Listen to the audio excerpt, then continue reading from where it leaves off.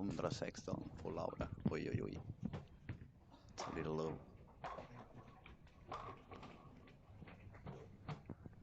All right.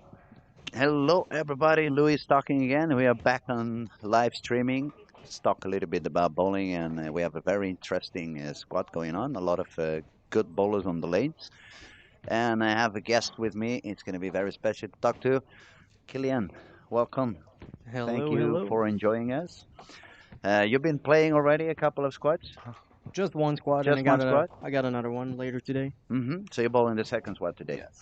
And how did the first one go?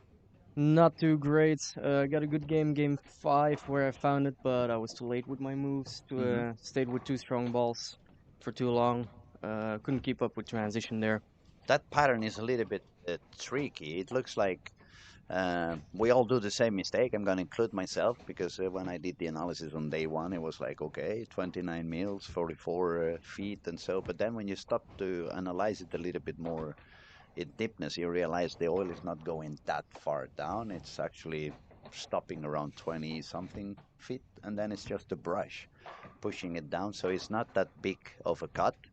And what I've been seeing is that a lot of bowlers have been doing the same. They have been grabbing a little bit too strong balls, strong covers, and especially strong cores inside. So what I've seen is, especially on the young ones, they have been trying to compensate that early motion by creating more speed, trying to push the ball a little bit more, but then they're losing the control. And since this pattern doesn't have that much room on any of the sides, they're not succeeding. What I see today different already, and some of the PBA bowlers and some of the good bowlers, they have chosen to go with a little bit weaker material, a little bit higher RG balls, and I'm expecting that's going to work a lot better for them. That's going to allow them to control the middle lane a little bit more, and probably we're going to see some higher squats on this squat we are watching now. What are your thoughts about that? Yes, sir, I completely agree. We're also seeing a couple of the pros now moving more to the right, starting more to the right, trying to keep their angles a little tighter. Seems to be working. For example, Ryan Barnes there had a pretty good game. Ernesto is also through 278 with a stronger ball, but still staying right. Be interesting to see how they move this squad after some of the lower scores in the past squads. That is also one of the things that we have to remember for those who are watching. Due to the format in the pair of lanes where you're starting, you are gonna end on the sixth game. So you don't wanna overdo whatever you're doing on that first pair. So when you get back there, you make sure you still have some oil on the lane. You don't want to start too deep inside and start burning the area from the beginning, because when you get back there on the sixth game, it's going to be nearly impossible to find any oil left on the heads or the middle lane. That you're going to have to fly the left gutter and stuff like that. So, what's your plan for when you bowl on the second squad? As I'm seeing here, I'll probably try and keep right a little bit more. Also switch a little faster to a more shinier cover, something less strong, something a little bit weaker to control that mid lane. As we're looking at Ryan Barnes, for example, here, he's doing a good job with that even at the start already. Same for Martin. He saw him throwing an IQ tour down the lane. Also a weaker ball, very controllable ball, right side of the lane. So I'm interesting to see how these pros will continue on in the next few games. We have seen a few different approaches so far. We saw also, for example, AJ Johnson is bowling on this squad as well. He was bowling already a little bit deeper, around 22, 23 on the arrows. But on the contrary, for example, the guy from Malaysia, Hakim, is still the leader on the tournament with 175 over. But today he was bowling quite further outside, quite straighter. It's not swinging the ball out at all. He's using a very shiny ball right from the start, and it's looking quite consistent. If we look at the scoring, we have a few high games. We have Ernesto with 278. We have Tun with Hakim actually 256. So it seems that it had worked pretty good for him. That strategy to go a little bit straighter from a little bit further outside. Um, the thing is, when you go a little bit further outside, you want to make sure you don't miss. If you miss out, then it's going to be game over right away. So it's fine that you move a little bit further out, but you need to keep your angles pretty straight, and you have to keep the ball a little bit weaker, your hand position also a little bit weaker, the speed on the ball quite consistent, and that maybe will allow this particular squad to remain having some room on the left for a little longer than we have been watching on the first few days of competition. Yes, sir.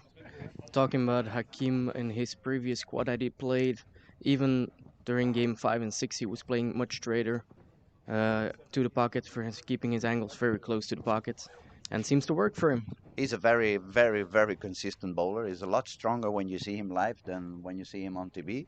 He's one of those bowlers that TV doesn't really pay out for what he's doing. But when you see him on the lanes and you're right behind him watching him bowl, it's like this guy can bowl like more than it actually looks on TV. It's pretty firm, pretty consistent, a lot of accuracy, a lot of repetition. So we wouldn't be surprised if he would be one of the ones to crack the first 1400. Yes, sir, absolutely. He was doing pretty good here game 1 with his Infinity Quest up the gutter. Mhm. So, game one is already almost over. We have just on lane 9 and 10. They are ending on the 10th frame. But for what I can see, we have Ethan Fury with 220. We have Martin Larsen, 224. We had Ernesto with 278. We said Hakim had 250. I don't remember, 56, I think it was, I believe. Yes, sir, Ryan Barnes with a 235. And then we have Magnus with 228 as well. So it looks like this squad started a little bit higher, but we have also seen on previous days that the first two games, we have seen many people reaching 480, 470, 460. And as soon as the transition really started to show up on games 3 and 4, people starting to struggle. And it's not also as simple when you moving a couple of pairs every game, because that means after game 3 and 4, you're moving to a pair so far away from when you started that you really have no idea what they were doing with that lane before you got there. Yes, sir, indeed. And we just saw Ethan on lane 19 and 20. He just missed a little bit out, and he just showed exactly what I was telling you guys. If you miss a little bit too far to the right, then the pattern doesn't help you. He didn't even, not that he didn't hit the head pin, he didn't hit the 3 pin. So his ball went all the way to the 6 and 10. He's got 5 on frame 1. Surely he's going to spare.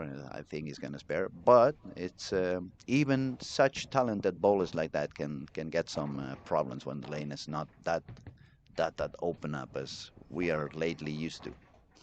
Yes, sir, the pattern is a interesting puzzle this year, which some are still trying to solve, most of the bowlers on the fields.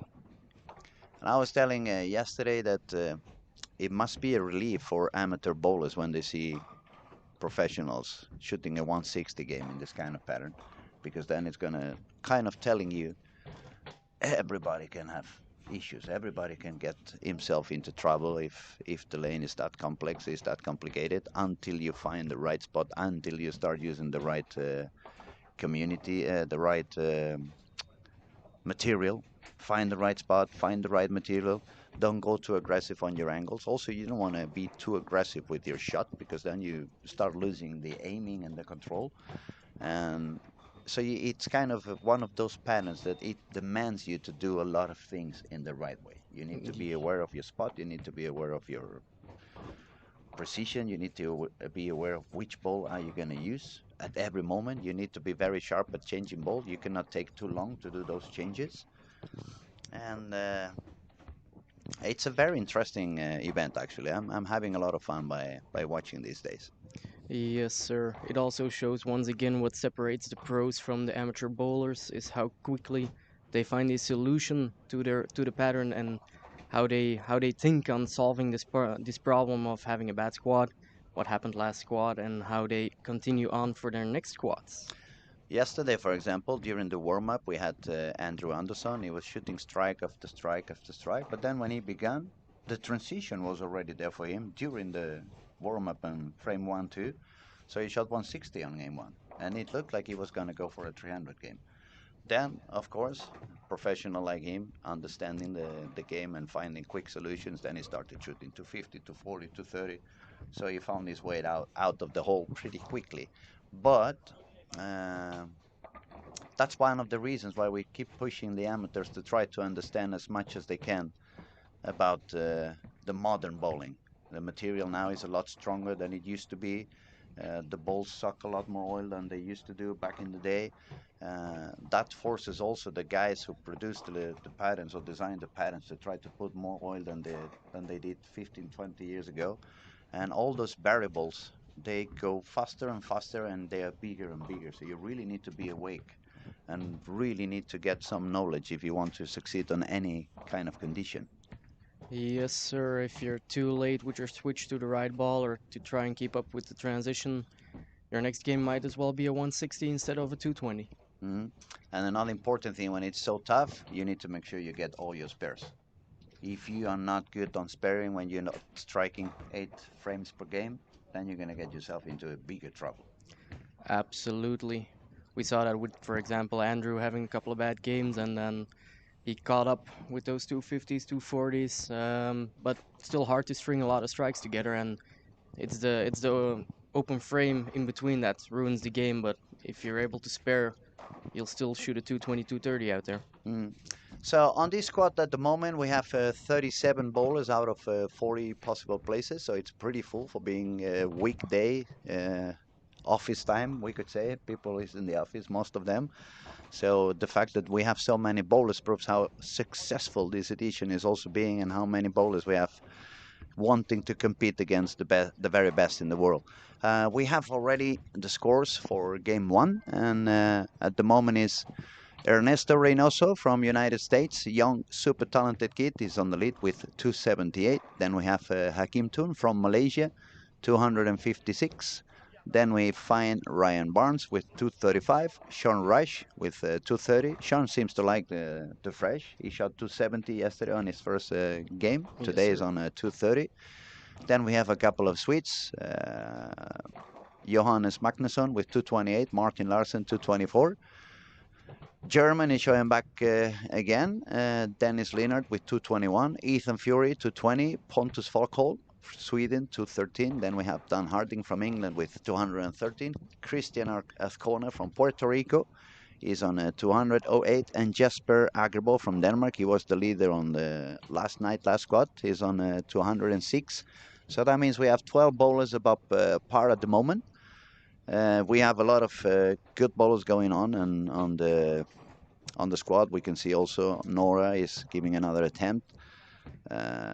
So we're gonna have to see. We're gonna have to pay attention to a lot of people, and we start to see a lot of strikes as well. We have, for example, on lane 17 and 18, we have Kevin Mellin with a four-bagger, and he did a couple of good attempts during the week. He was striking a lot, but it's more of the same that we have been seeing. At some point, after a couple of 250 games, all of a sudden you get to a pair that's a little bit tougher. You're not fast enough to find the real solution. You get a couple of speeds, you make one or two bad shots, boom, 150, 160, maybe 170, and that drops you down like very very quickly. Absolutely. Scores aren't high, but those bad games in between do make you play catch up to make it further down the 1300s even.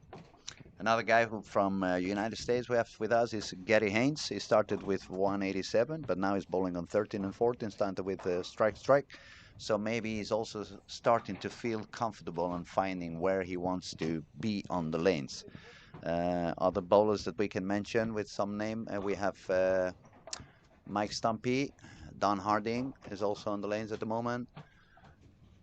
It's a lot of talent. You need at least 4 or 5 pairs of eyes if you want to really follow everything that it's going on. Uh, Before I forget to remember everyone who's watching, we will kindly ask you to subscribe to our channel. It's 100% free, and the reason why we want you to subscribe is so we don't have to do any crazy things and we don't have to charge for anything, and YouTube is going to take care of everything. So if you are kind enough, we will ask you to subscribe into our channel. It's going to be not only the Lucky Larsen event during the whole week, every single frame and every single shot on the alley you can see online. But also during the year, they're gonna have a lot of PBA regional Sweden. They're gonna have also some national Swedish league, which is an spectacular. It's something that you really want to witness. And yeah, we have a question for you actually, Killian. Yari is asking, Killian, career switch. Well, after my shitty squad yesterday, I might take it into consideration, actually. And for the guy who's texting in Korean, I tried to find this morning. I promise you, I went to a shop to try to get a dictionary, but I couldn't find one. So if you have to any way to text in English, I promise you, I'm gonna answer to you. But while you keep texting in Korean, I have no way to understand what you're telling us. So my apologies that I cannot really comment back. Yeah, they asked me whether I could understand it, but I'm not doing much better in here. Mm. Then we have Unai from Bilbao is also joining us. He says Ethan looks good. Yes, Ethan looks very good. And for people who bowls two hands like you do, Unai, it's one of those guys that you want to see and learn. He's a very, very, very good two-handed bowler. He's a little bit different from what we are used to see on two-handed bowlers. He's not as aggressive with the ball. He's very good on the follow-through. He's got an amazing touch. Amazing touch going down lane 19 right now. And there we go with the messenger. The first time I saw this kid, it was like, ooh, this guy does it a lot better. It was Yes, like in a way, in my head, it was like finally someone has cracked how it should be done with two hands. And that is something like, how can you say that when Jason Belmonte is the most successful bowler, blah, blah, blah. But I would say Jason, Osku, even Kyle, Anthony, this is pure talent, just pure talent. They started bowling two hands, they became super good at two hands, but it's not really, uh, it doesn't look like old school bowling. no. And when I look at Ethan bowl with two hands, even if it's two hands, it reminds me a little bit of old school bowling. And old school bowling was a little bit more of aiming, control, knowing exactly, not so much about power. Not that he doesn't have the power. Obviously, he's got the red, he's got the power. But it looks a little bit more like he's in control of what he wants to do. Yes, absolutely. I love seeing him play. He's got amazing touch, also with the open hand at the end of the follow through. Reminds me of Pete Weber, Hmm. also a very talented young player in the U.S. Jillian Martin does the same. It's these players that play with a lot of touch in the ball, and for now, for Ethan, it's paying off at the moment. It could be a very, very demanding pattern for most of the two-handers because we are what we see usually with two-handers is that they play a lot of gripping. They try to produce a lot of speed and a lot of rev rate. Everything is about the power. And this pattern we are bowling on, it doesn't really allow you to go that strong. It wants you No. to be a little bit smoother and have a little bit better control.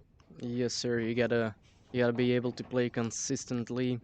Also, something very hard for myself and a lot of bowlers that I know is keeping speed in check, Mm, being able to slow down when needed to, or speed the ball back up whenever needed to is a very hard thing to master. absolutely. Okay, let's go back to the lanes. We have on lane 3 and 4, we have the Swedish senior Oscar Brostroms with spare and 5 bagger. Then if we move to lane 5 and 6, Mike Stumpy started with 3 in a row. Don Harden started with front 4. If we move to 7-8, we find Hakim, who started with a split, but now he's already on a spare and a triple. If we move to 9 and 10, we find Ernesto, who also started with an open frame, but he's already on a double spare strike, so he's probably going to start striking right away. Magnus Johannes, he was doing quite okay, and now he's having a turkey. We have Ryan Barnes also running with a turkey and a 9 spare. Uh, 13 and 14, we find Gary Haynes. He started with a triple, but now he made 8 and 1. Who else is over there? AJ Johnson, after a 160 game, is seems to have been finding a little bit more of what he wants to do. Already working on a double. People's doing okay on this game. We have Kevin Melin on 17 and 18, started with the front 6 and 9 spare. Sean Rush, he just made a split. He was pretty close to spare it. It was a 2 for 10. The 2 just stood beside the 10. It was a little bit too light, but he's on the turkey, so he's above par, and he just made another strike. So let's see. Ethan already 4 in a row. He's gonna shoot on lane 19 now. Let's see if he can get the 5th one. And he's already working on 3 steps. Yeah, that looked very good. Does it look simple, right? He makes it look so easy. For a one-handed bowler like I do, when you see him, it makes you think like, yeah, I could do that too. Then it's not that easy as it looks. Well, until we try it ourselves and horribly fail. Mm. Okay. Alright, on 18, Kevin Mellon, another strike after a spare. He's doing pretty good this game. Again, it seems to be a little bit higher scoring, but it has been the impression I've been having on games one and two for quite a few squads already. I'm pretty interested to see what goes on game 3 and 4, when people already finds a real transition and the lanes start to push them deeper and deeper, and then we will have to see what goes on then. Yes, sir. I'm also interested seeing Ethan Fiore here doing pretty well on 1920, as these are the low game lanes. Seems to be all week. Yesterday was a lot of low games also on 17, 18. So it seems like these 4 lanes are a little bit more demanding. But it also, I think it has a lot to do on who has been bowling on the warm up there. If you have people who's the first time was bowling on the event, and they don't really have an idea, they start in they start to try a lot of different things during the warm up, and then I'm not gonna say they destroy the lane, but they make it a little bit tougher because it's creating different paths, and it's not really opening up the lane, it's not really pushing the oil down, it's becoming something in between. Yes, sir. As somebody in the chat is saying, Ethan looks more comfortable with the 3-step approach. He seems to be working for him, yes. He does it very good, definitely he does it very good, and since he's bowling 2 hands, it matches his timing perfectly. He just have to push the ball on the left foot at the same time, and then it's on the right timing. It's one of the things that amateur bowlers who have started bowling with 1 hand and then they switch to 2 hands, they have a lot of issues with balance and with control, and they are always late on the timing. It's late or early. What I mean is that late, I mean that feet and the ball are getting into the foul line at the same time, so I should be early, not late. But they should understand when you switch from 1 hand to 2 hands, your swing is going to be a lot shorter. I mean, a lot shorter. So all that space that the ball is not moving behind you, you have to gain it some way. So either start pushing the ball on the push away 1 step later, probably shorten up the approach, and also increase the speed of the legs. Otherwise, you're not going to have any speed on the ball. When we bowl one-handed, we have a high swing on the back, and inertia and gravity are going to produce a lot of that speed. When you have such a short swing, unless you can create some speed with the legs, you're not going to have any chance.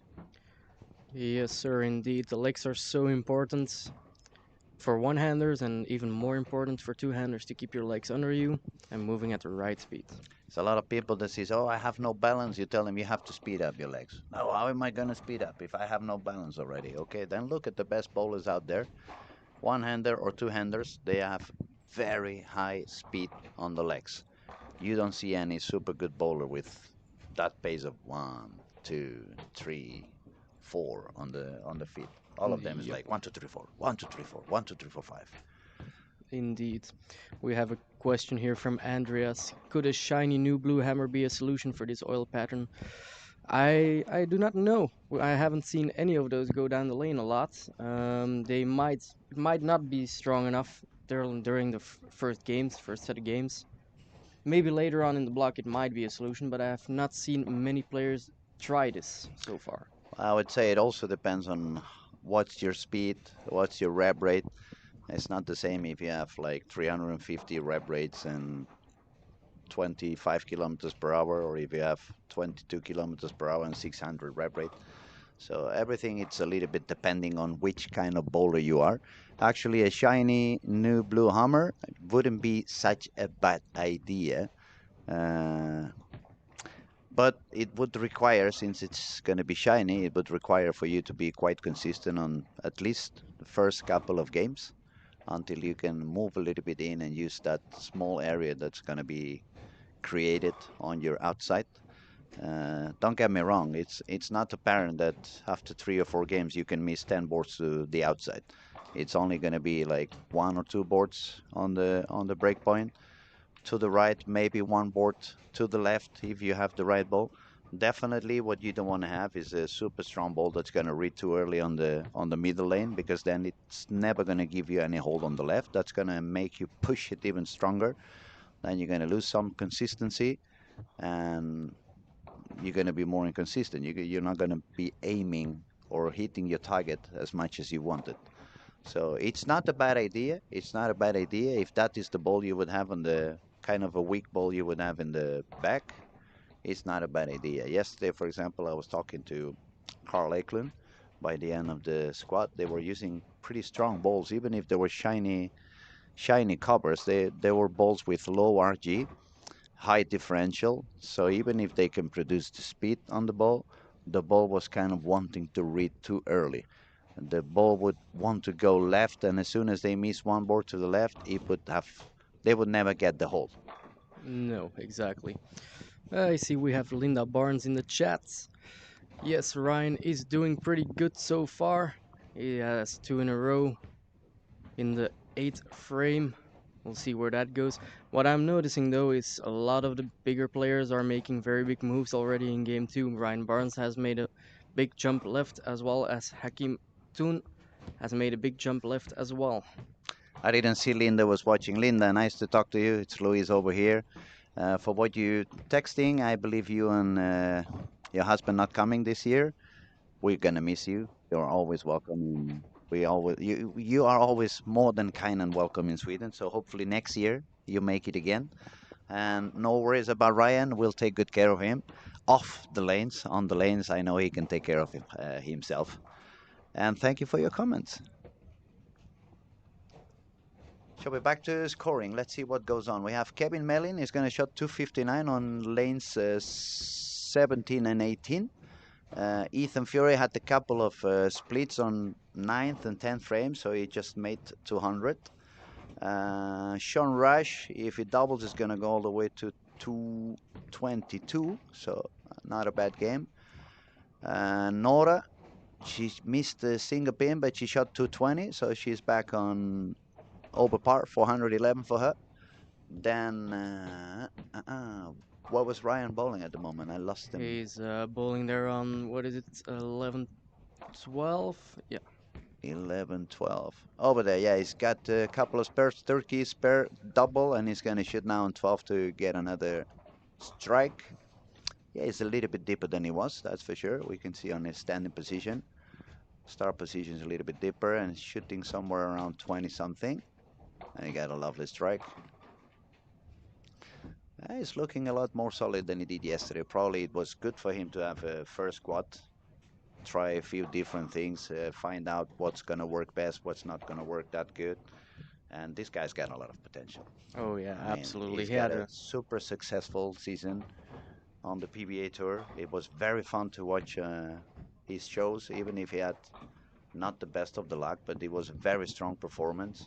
And I have to tell you, it's one of the YouTube channels I take a look from time to time. It's Ryan's and Chris. It's very fun to see, especially when they do things together. And absolutely. Yep, I'm excited to see him on the tour next year. I think if he continues the way he's going, he will potentially be one of the big ones like his dad. yeah, absolutely, it runs on the genes. I mean, with those genes, that DNA, it's nothing else it can be done, and perform well. AJ Johnson, 15 and 16, is working on a higher game now. He's going to recover from that low first game, but we wouldn't expect anything else from PBA star, right? Absolutely.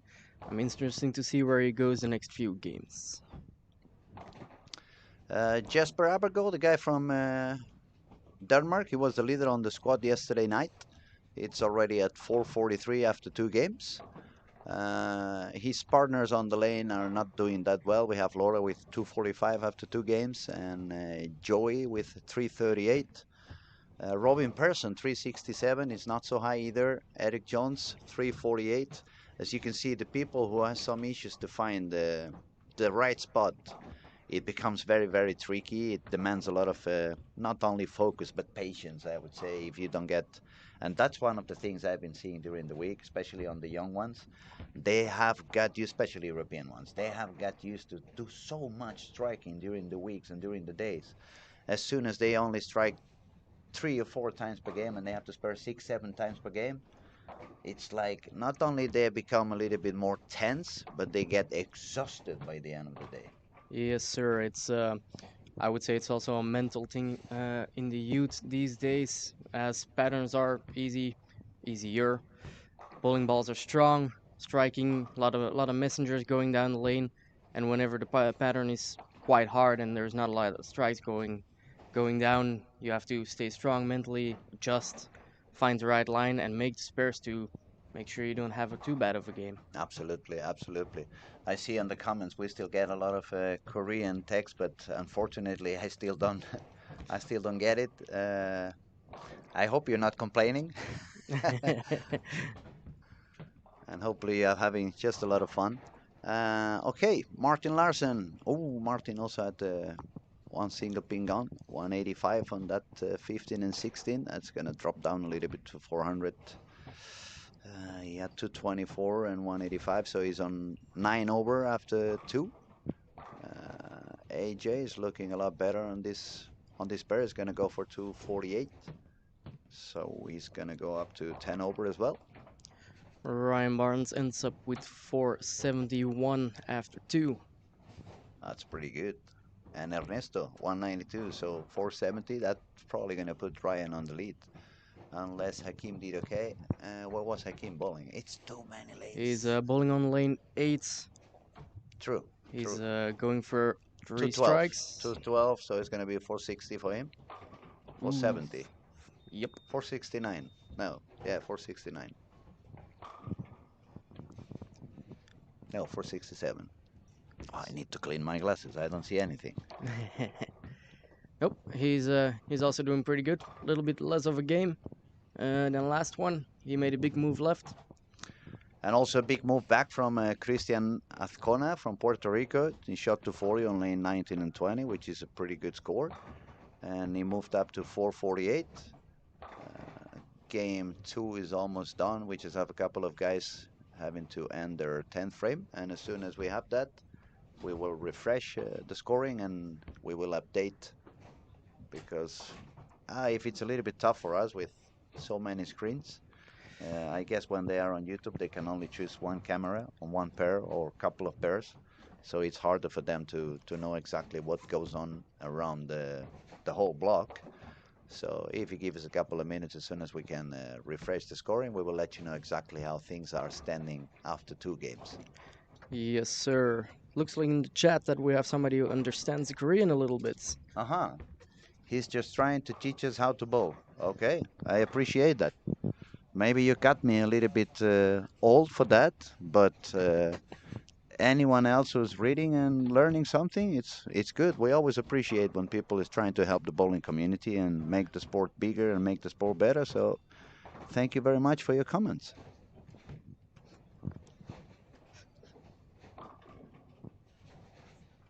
I'm just curious, how come you can understand what he's saying? Ida Flund. ChatGPT, we say by the technician. I don't know, maybe she speaks Korean or maybe she works on a Korean restaurant. It's many different possibilities out there. Maybe she's working on a 5-star hotel in Korea. If that's the case, and you can get us a free room, just kidding, obviously. I love Korean food, by the way. Really, really good. We have a couple of new restaurants in Barcelona. They just opened up, and they are really, really good. I'm a big fan of Japanese food, not so much about Chinese, but I recently discovered Korean food in Barcelona, and I'm enjoying it very, very much. My lovely friend Google Translate. Okay, that's good. Well, thank you for letting us know. Uh, I hope it would translate directly before texting, and it would be easy for us to read, and we could answer back. We have somebody saying that you can use Google Lens to live translate here. Might be a little hard on the stream with all screens going at the same time. I was going to say the same. We have already enough issues trying to follow what goes on as if we have to start to translate what they're saying at the same time. But thank you for the tip as well. Okay, game three, it's on. We only have a slight delay on 17-18. It looks like something happened with the machines because Macro has not finished his 10th frame unless he has withdrawn. Yes, and on lane 3 and 4 we have an interesting matchup. Ethan Fury over there, Toon Hakim as well. Let's see what they put down this game. So if you guys connect to the cameras on lanes 1 to 4, you have Sean Reich on 1 and 2, you have Hakeem Toon on 3 and 4, and you also have Ethan Fury on 3 and 4. The next camera setting on 5 and 6 and 7 and 8, it's also quite interesting. You can see Ryan Barnes over there. He's bowling really, really good today. So when this kind of bowler is on fire, you don't want to miss the action. On 9 and 10, 11, 12, we have Gary Haynes, we have Mike Stumpy, and we have Don Harding, and then we have Martin Larsen, Elias Rickardsson. So it's quite an interesting camera as well to follow into. If you're looking for young talent as well, on lane 13 and 14, we have Nora Johansson, the local Swedish star, and Ernesto Reynoso, who is also two-handed, young guy, and pretty cool to watch. On the same camera, on the pair by his side, we have Christian Azcona from Puerto Rico and Magnus Johannes, who was doing quite okay. And then on 17-18, we have Jesper Agerbo, who was from Denmark, the leader of yesterday night's squats. And we have AJ Johnson facing the scary pair of 19 and 20. And now we have the scores have been updated. So we have Ryan Barnes on the top of the list with 71 over. Linda must be very happy at the moment, and hopefully it stays like that. If I were you, Linda, I would keep watching all day long because you seem to bring good luck to Ryan, so I would stay and keep on pushing with good vibes.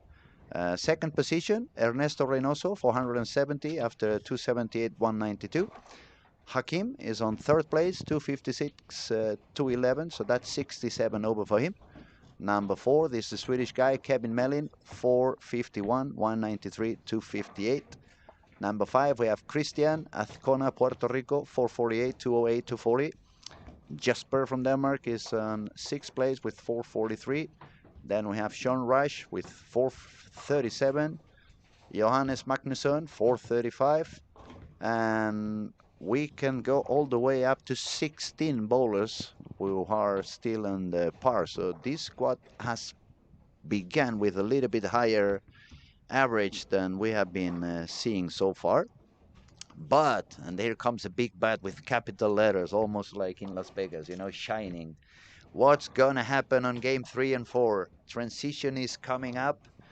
Is it going to get into play? We start to see already some people moving in, and I'm very curious. I'm very curious to see what goes on today because, as we said, we have seen some bowlers using a little bit weaker covers and weaker cores and starting a little bit further outside. So maybe the lane remains, I'm not going to say easy, but not so tough to play a little bit longer. And that should allow the squad to remain on a higher score pace than we have been watching before. Yes, sir. We have Andreas in the chat. He's also interested to see where the professionals go when it dries up later in this block. Well, some of them will go home and cry, and just kidding. Um, Or drink, also. Yesterday, when we had with us both Andrew Anderson and later on Francois Leroy, they had a little bit different ideas on how to do it, but it was fun to see. For example, Andrew was believing it that as soon as all the PBA bowlers are on play, the lanes are going to burn even quicker. So that's going to push people even deeper and having to do a little bit of lofting and stuff like that. So the lanes could actually become a little bit tougher than they are at the moment. Then Francois was suggesting that maybe they understand quicker that they don't have to use so much rev rate, that they can let the ball do the job a little bit more, try to bowl a little bit smoother on the hand, we could say, not only weaker balls but weaker hand, and probably that would let them bowl a little bit higher. Yes, Uh, sir.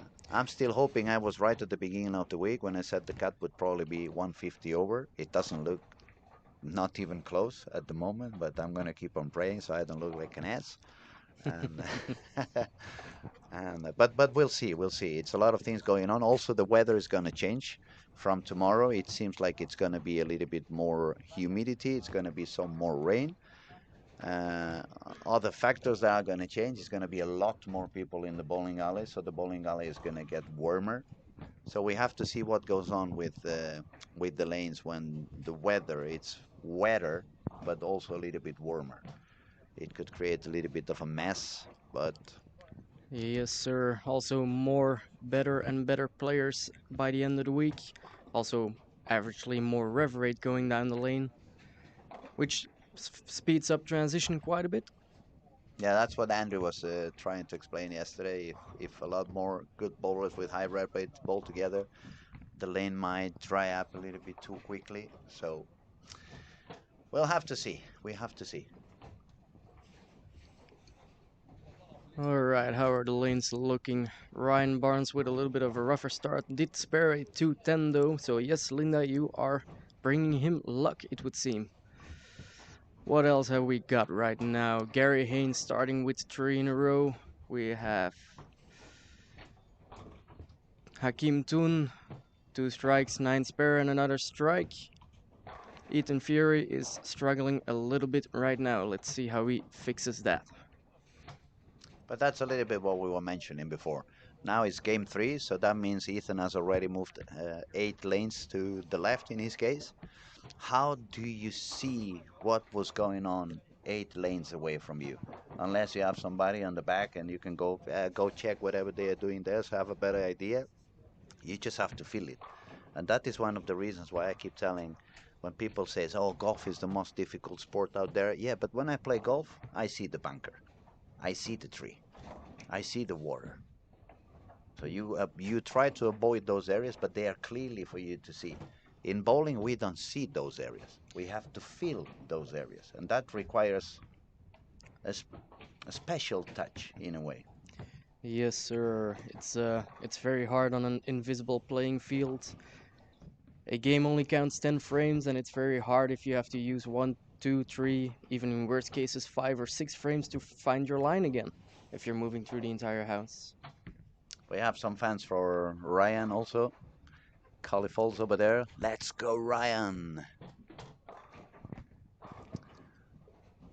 So, let's go back to business. We have lane 1 and 2, Sean Rush, spare, strike.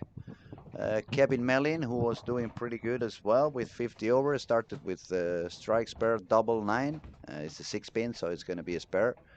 I'm not going to even watch. I am giving that for granted.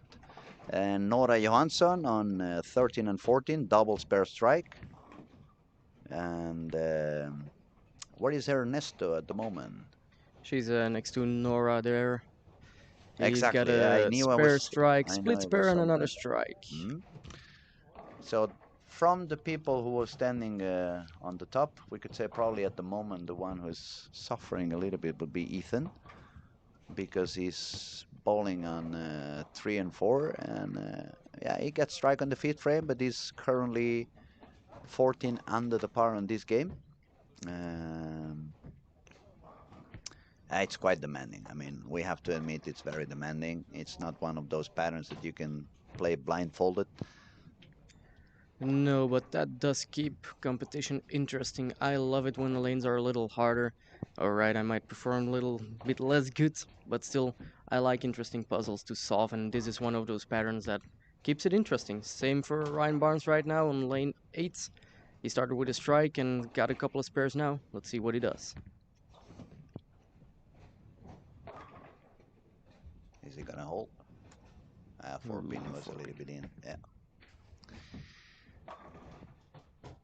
But that is the moment. I mean, that we could say is the moment of truth. When you see Ryan, for example, now is suffering a little bit, struggling a little bit to do that final adjustment to go back to striking. It's very important that he doesn't get, what would be the word? Not too tense, not too anxious. Just take it easy, keep sparring, keep moving a little bit until you really find it over there. And see what Oh, happened on lane 3 and 4. yes, sir. He Pick picked two out. the Two 6 out. and the 9. So strike 9 spare, double. The 6 and the 9. So that's a double with 2. And then on the spare shot, it only took 4. So that is a very expensive frame. That is one of the most expensive frames I have seen in a long time. Looks like Gary Haynes is playing catch up. 4 in a row, 9 spare. And he's on the way up. He began with 187, then 200. So on the way up. And that is always the way you want it. Every game a little bit more than you did on the previous one. Yes, sir. Dan Harding on lane 10 with a strike. That makes for a spare and 4 in a row. Dan is a very, very solid bowler as well. He does it very good. He has a very clear idea about the game. It's not that often when you see young bowlers that understand everything around the game, everything that is involved in it. So I would expect him to do pretty well during the week. Absolutely. And definitely the guy who really wants to win his second PBA title is going to be Hakim. I mean, he's already the leader of the event with 175 over. He's got 67 over after 2, and now he's got a double spare and a turkey. And it's not only he's a good bowler, but you can see it on his eyes and his body language, the way he turns around. It's like he's very secure on what he's doing. He has a very clear idea what he wants to do. He follows, he sticks into his strategy. He changes quickly when he has to do it. And it's lovely to see that the best bowlers in the world are no longer just the Americans. Yes, It's sir. becoming global, and it's beautiful to see that because then the better bowlers we have in more countries, the more the knowledge is going to spread, and that could be a way for our sport to become bigger again. Absolutely. I love coming here every year. It's outside of the pros playing this entire week. Just the Swedish youth itself is also interesting to see. As I'm from Belgium, we the bowling is not doing too well back home right now, but it's inspiring to see how it's going here in Sweden, for example. Mm. Yeah, that was one of my dreams that they would have listened to me in Spain 30 years ago, and we would be one of the big teams at the moment now. But I've given up on that idea. It's not that I'm keeping my knowledge to myself. Everyone who asks, I'm going to help and I'm going to try to develop their game as much as I can. But unfortunately, it's not in the hands of the bowlers anymore. It No, has to be the institutions. absolutely. They need to do something. They need to create, maybe invest a little bit on training facilities somewhere. It's even hard to get lanes to bowl on nowadays. People is only thinking about not the people, but the bowling alleys are only thinking about birthday parties, disco bowling, so they can charge 10 euros per one game. And every year is a little bit less room for the sport and the competition. Yes, sir, absolutely. Back We have Jamie or I don't see. It's a little bit small. Does it say Jamie or Journey? Yarny. Who is the? Journey, who is the guest at the moment? Well, Go ahead. Go ahead. it's me, Kilian Jansson from Belgium. I'm excited to be here next to Louis. Um, it's been fun watching the stream over here. Uh, let's see what's going on. We got on lane one. Yeah, Pretty one good one game. and two is on fire at the moment. One and two, they are striking like a lot. We have Pontus Falkfall. Pontus just shot a very low game. He shot 149, but he's really determined to fix that. Strike spare and six in a row. No, seven, six in a row. So he's working on a potentially a 280 game. That would make him very happy. That would make him forget the 140 game like instantly. But the partners on the lane, they are also striking a lot. We have a couple of doubles for Kevin Melin. We have a full bagger for Sean Reich. And we have a triple for, what it says there? Pitsakos. That is a hard one to pronounce. Let's see. Hakim is still doing very well this squad. He's on a 250 pace at the moment, and then on lane 7 and 8 we have Ryan Barnes. Struggled a little bit in the first half, seems to have found something right now. Let's see where that goes. We have Gary Haynes on lane 9 and 10, getting a pretty good game going here. What else do we have? Let's see. I'm actually watching at Ryan at the moment, see if he can get the triple. Looks Yeah, good. that looked very good actually. Yeah, I see a little bit less firm in the hand. It was a little bit more of letting the ball cross the lane, and that looked really, really good indeed. Yes, sir. And that is, as I said, that is one of the things I like on these talented kids, that they can do a lot of things with the ball. It's not only power and speed, but when you can see they can do something else, then is when I go like heads off. Absolutely. Yep, I'm sure we'll see him win quite a lot on the tour.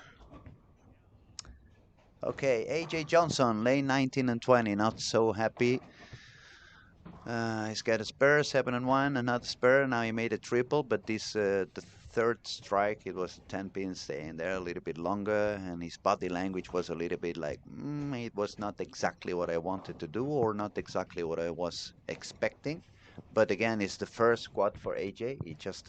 They just arrived. I think Ethan Fury was the same thing. He just landed like Yep, correct. couple of hours ago, non-sleep on the plane. So Mm-hmm. not only the jet lag, but the energy is going to be below the feet. Yep. And Yeah, he's struggling a little bit right now. and Just got a shot too far outside, never made it back. but that's what I mean. We cannot be sitting down here on a comfortable chair and talk bad about them. Oh, look at the professional. He's bowling 170. Yeah, but he has not sleeping. He's the first squad. It's Oh on a yeah. complete different hours of what he's used to. Probably has been hard to eat because when you don't sleep at all, you're not that hungry. So that also is going to cause a little bit of lower energy. You get quite dehydrated when you are traveling on an airplane Oh and yeah. for so many hours. So Yep, and there seems to be a trend in players playing their first squad and struggling a little bit, and then their second or even third squads scores are going up by quite a bit. Ryan Barnes is a premium example of this. for being game number 3, the score has remained quite high. The previous streamings I've been doing on game 3, it was when most of the field was starting to struggle and get themselves into some issues. This time it looks a little bit better. It looks a little bit higher scoring pace than we have seen so far. Uh, I'm gonna ask everybody who's watching. Do you guys think are we gonna see our first 1400 on the week already? I'm gonna go for a yes. Yes, sir, I would agree. I think there is a high chance of this happening. Ryan Barnes spares, ends up with 223. So that's put him already on 94 over. 694 for Ryan. So he just have to go another 3 games like that, and then he can relax for the rest of the week. Yep. Hakim, he just had the split he couldn't spare, but if he triples on the 10 frame, he's also going to go all the way up to 693. So they are both going to remain pretty close to the top. And then we have Ernesto on 13 and 14. He was already standing with 70 over. He has not doubled yet, but he has keeping his game clean. So if he doubles, he has a strike on the ninth. If he manages to strike on the 10th, he could go up to 216 and put his score all the way up to 86 over. And then we have Nora. Nora, she's doing very good on this game again. She had a couple of unlucky. I shouldn't say unlucky because it's always a reason when you leave a single pin. It's always something missing on the angle or a little bit too strong, a little bit too weak. That's one of the things that we keep trying to help the amateurs understand. When you go back home saying, today I was so unlucky, I hit the pocket all night long, but I couldn't strike, it's not that you were unlucky, it's that you had the wrong ball in the hand. When you get the right ball in your hand, you're going to get the right angle, and then you're going to get a lot of carry. And that explains also why sometimes you go back home saying, I wasn't that accurate, but every time I hit the pocket, I was striking every single time. Okay, that day you had the right ball in your hand. Yes, sir. Nora just missed the 10 pin. It looked like she was a little bit upset that she got it over there. So she's going to make 205, and that's going to put her on 606. At least she's still over par. And due to her power and rev rate, she doesn't really have any issue to move deeper, as some other girls could have a little bit of trouble to generate enough angle from that deeper lines. Absolutely. She's been doing pretty good on the PWBA tour this year as well. It's lovely to see her here. Well, she's a local. She lives here. She bowls in this bowling alley. So we should we should expect her to do quite good. Talking about the luck part from a little bit ago, it's as Martin Larsen says, they call him Lucky Larsen, but luck you create by having the right ball, the right motion in the right part of the lane.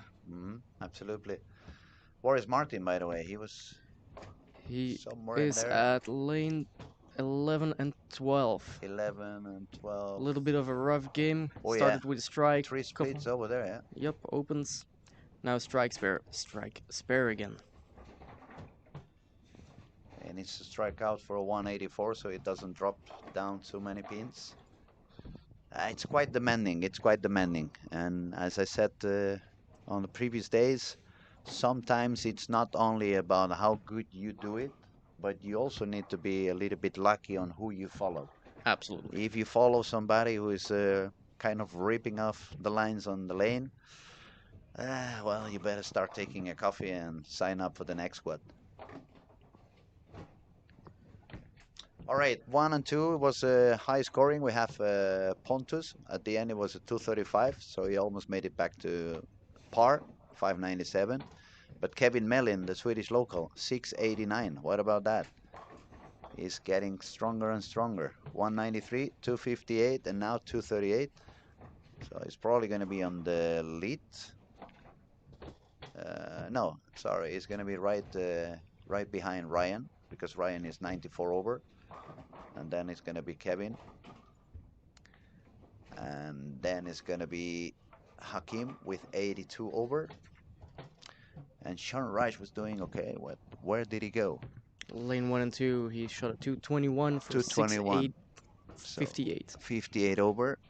Then we have Ernesto with a 196. He went a little bit down to 666. That's the devil number. I don't think he's a devil. He looks pretty kind. Yeah, he's a nice guy. Made an interview, short interview the other day, but he gave me very good vibes. Very humble, and that's something also I like to see. When you see young, talented bowlers, that they are humble already. That they understood they don't have to go with the nose too high on the sky. I love to see that.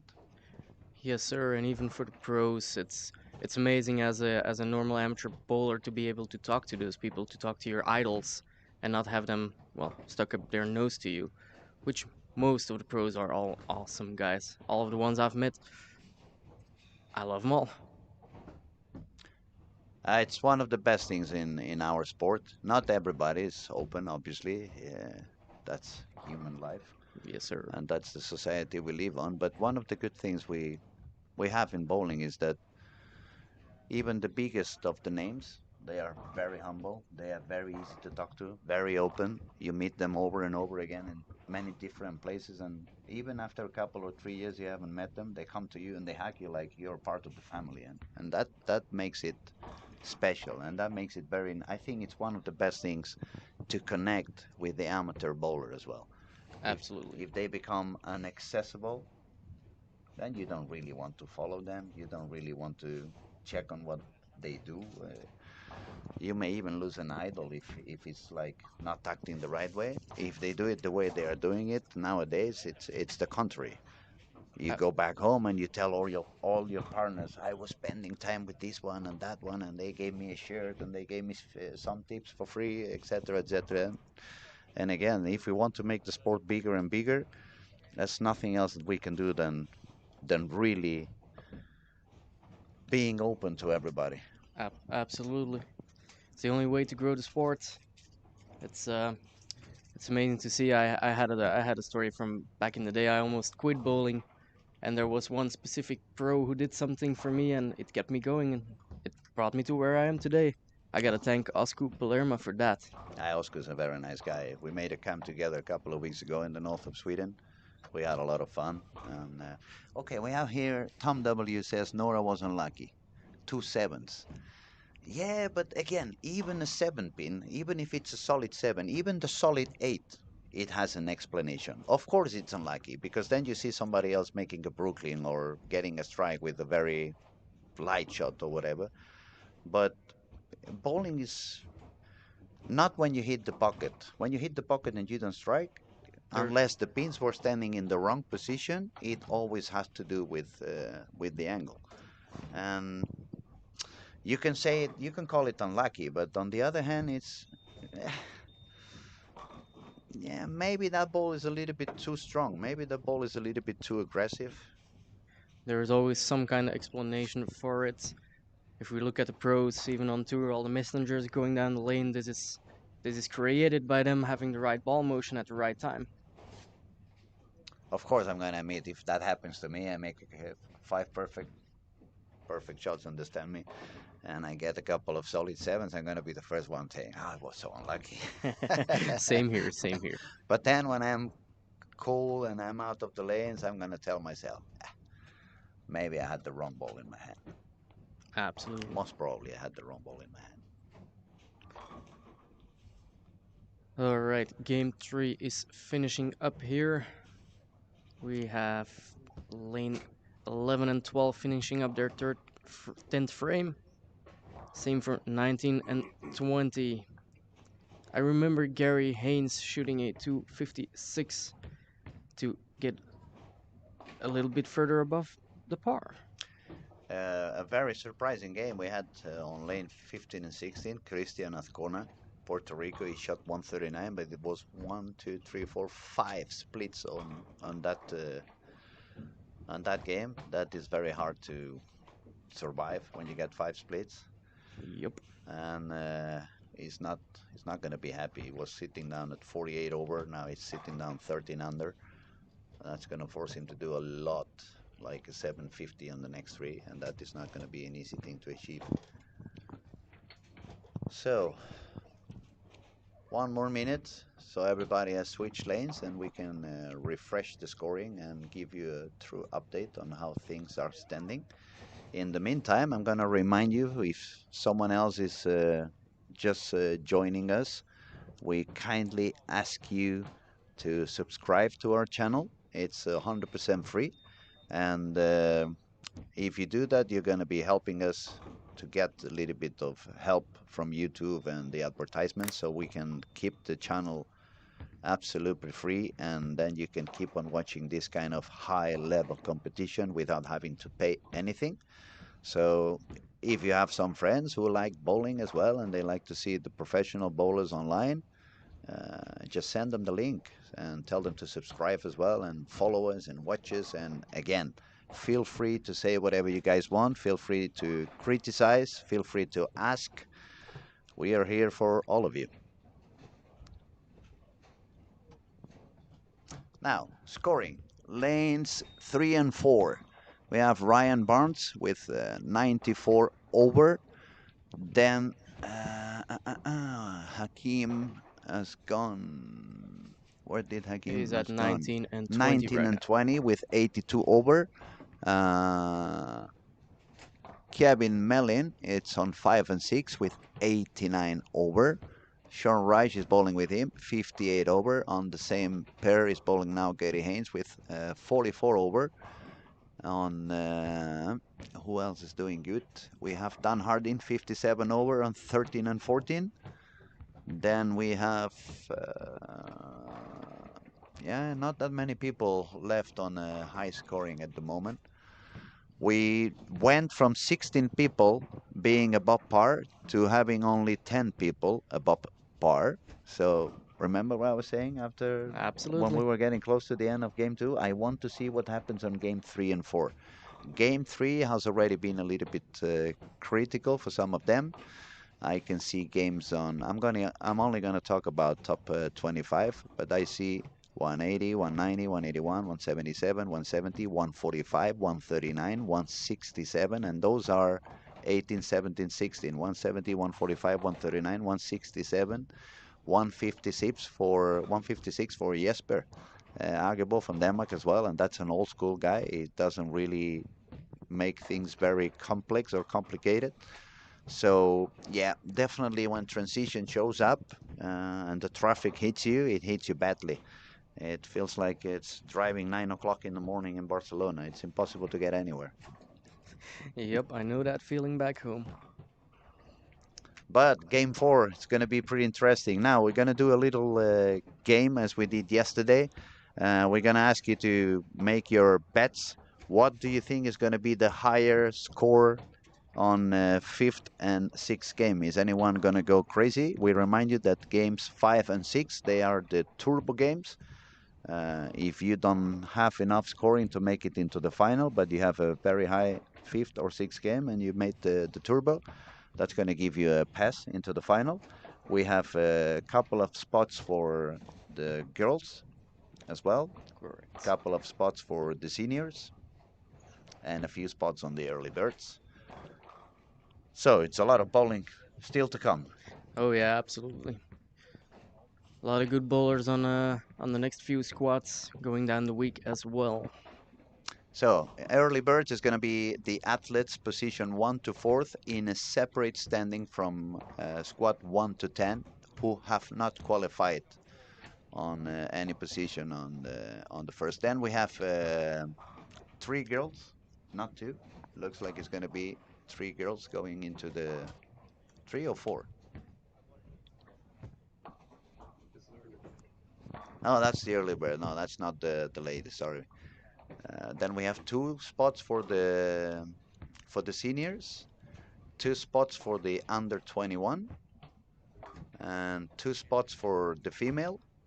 And then we have, as we were talking now, turbo on game 5 and turbo on game 6. Currently is 267 on both of them, but I probably it's gonna get a little bit higher on the turbos as well.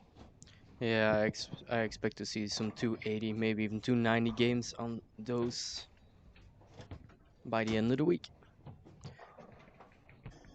Looks like yet again consistency is key. We have Ryan Barnes sitting on top of the field for this squad with a 235, 236, and a 223.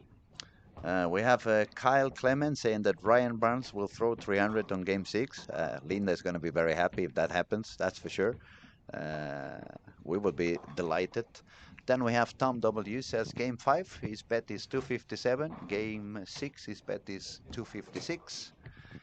And I'm going to bet on 268. Let's see. You want to I'm do I'm gonna set it at 279. 279? We're talking about this squad only, eh? Yeah, I don't. I believe Ryan Barnes might be able to force something there. He's doing really well. He's looking very solid today, I must say. I saw Ryan Barnes doing something interesting in the warm-up game as well. For the first 5 or 6 or 7 shots, he was throwing a spare ball down the middle for the warm-up, creating a little bit of hold over there on his own lanes It's where he will very end. funny he did that because yesterday when we were talking with Francois, I said exactly that. I was talking with him. We were trying to analyze a little bit the pattern and realize what goes on. And that was one of the things I said. If I were to bowl on this event, instead of trying to create some area on the right side with a dull ball, since the lane are really burning up quickly, I would do the opposite. I would grab my spare ball, stay on the left, not 3, 4, 5 boards from where I plan to bowl on game one, but probably 10, 12 boards, even 15 boards left, because when I go back there, it's going to be 5 games later, so the transition is going to be gigantic. And I would try to push the oil down, so at least when I get into that pair, I would get a little bit of hold inside my area. And the fact that Ryan did that not only shows how much he understands the game, but we couldn't expect anything else being son of Chris and Linda. But it also proves it's many different ways to attack the lane. You can change the strategy, and you need to do things that are going to be beneficial for you during that game and at the end. Yes, Especially sir. on this event, you're going back to that pair where you started. So that whatever you do with that pair, you're gonna end up paying out by the end of the day, Yes, sir. for We good or for bad. we have Joachim betting game 5 to 78, game 6 to 67. Let's see what happens. Nice, nice, nice, nice. But I see we are all quite positive and hoping that the scores are gonna get higher and higher. Now my chicken brain is telling me no. This time the fifth and sixth is gonna be just 230, 230. Linda Barnes is still watching. Has she given us any prediction? Linda, do you dare to make any prediction on what's going to happen on game 5 and 6? She's going to go for a 300 on Ryan as well. Yeah. Yeah, I bet. I bet. Looking at Ryan right now, he's got the first turkey. We have also Paul Connell commenting that Nora Johansson is impressive. Indeed, she is. But there are many impressive bowlers up here in Scandinavia, and the talent there. I don't know what they do. I don't know what they eat. I don't know what they have for breakfast, but they seem to have talent year after year after year. Maybe I'll have to find some Swedish guy, ask him later on. What the hell do you eat in the mornings? I bet they have pins for breakfast and lane oil for dessert. I probably use the lane oil on the salad. Oh yeah. Linda, wow, 1426. That's high. That would be the first 1400 on the week, and it would be very nice actually. Okay, AJ and Ryan are sharing pair. They're both striking quite okay on 3 and 4. 1 and 2 was easy until people arrive now. They are not striking as much as we've seen on the previous game. Oh, very nice pair over there for Nathan. That was a nice one. He had the 3, 10, 4, 7. That's not an easy one. Yes, sir. Linda also says, or even higher than that. Looking at the leader of today, Ryan Barnes, with his 694, that means he still has to throw a 732 over the next three. Possible, but he'll have to get his head in the game. Not only possible, but more than doable. He seems to be very comfortable at the moment, and I remember from my good days when you get that kind of automatic feeling Oh yeah. that you stop thinking, and then the board you're looking at it goes bigger and bigger and bigger, and you just stop thinking. You just do it and do it and do it. I remember back in the day. Now Linda's gonna laugh. I remember back in the day when I was on fire. I used to turn around and say, "Who's Walter Ray?"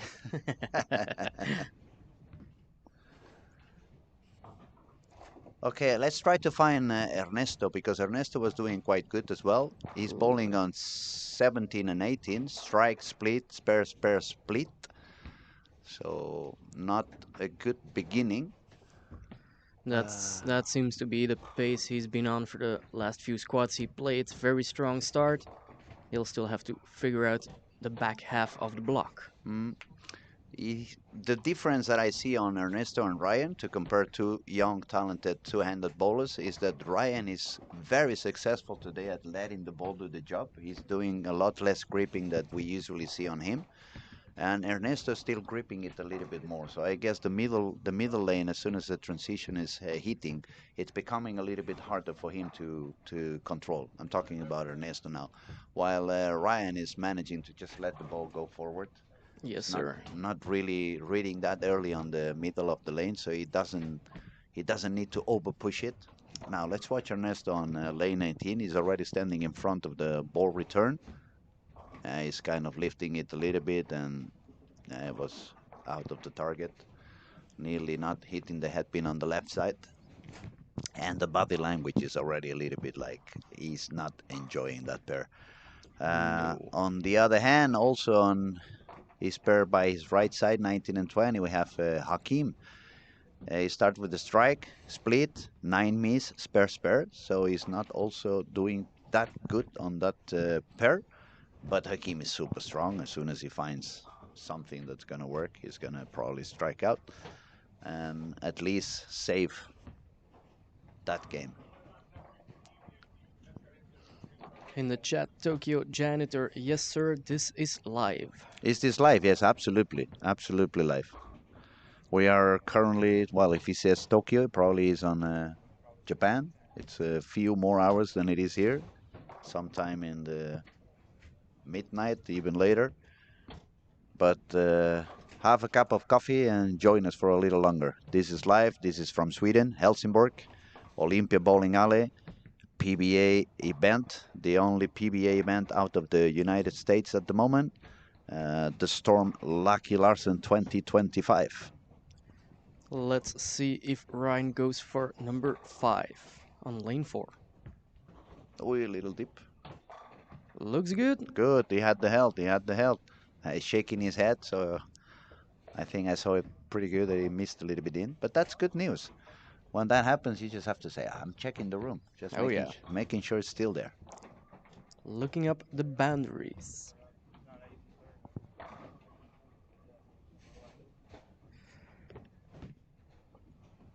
Okay. I see some strikes going on 13 and 14 again. We have Mike Stumpy with spare spare triple. Dan Harding missed a single pin 9-9, but then a double. Is working on. We have Joey with strike spare spare triple and Jesper open frame strike spare double. So that pair seems to. They have found what to do with it. Yes, sir. 17-18. Pontus is doing pretty well. Strike, spare. 4 in a row and another spare.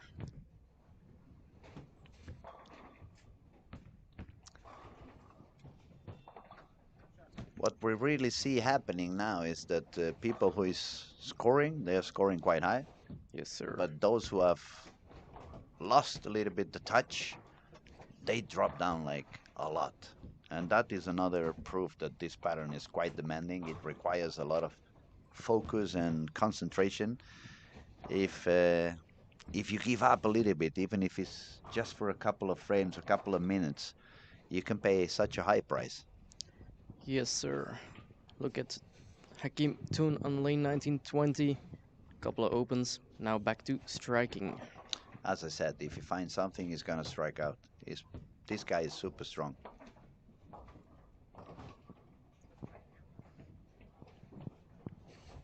Now the one we haven't spoken for a while is Ethan Fury, bowling on 7 and 8. Started with 4 spares and a double.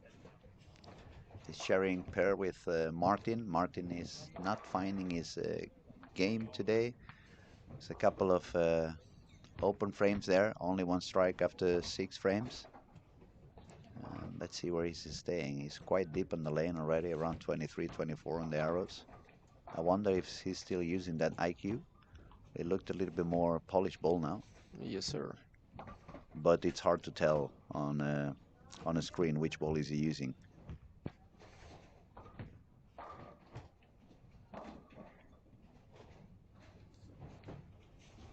Ryan Barnes didn't continue star striking. 9 spare. Let's see what happens. Sometimes it's good to take a little break.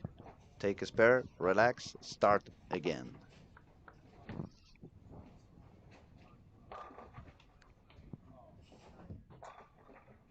He missed a little bit out, so that ball read a little bit sooner and left the 10 pin.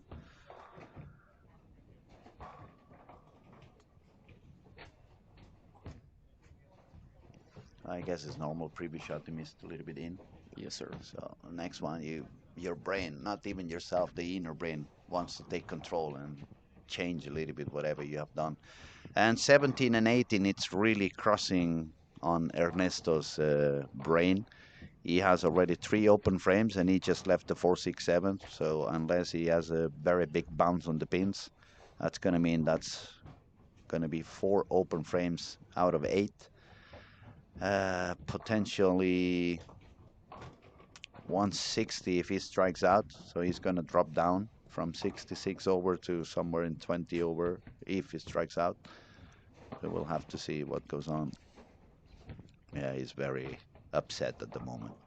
You can see in his body language. He's not very pleased with that pair.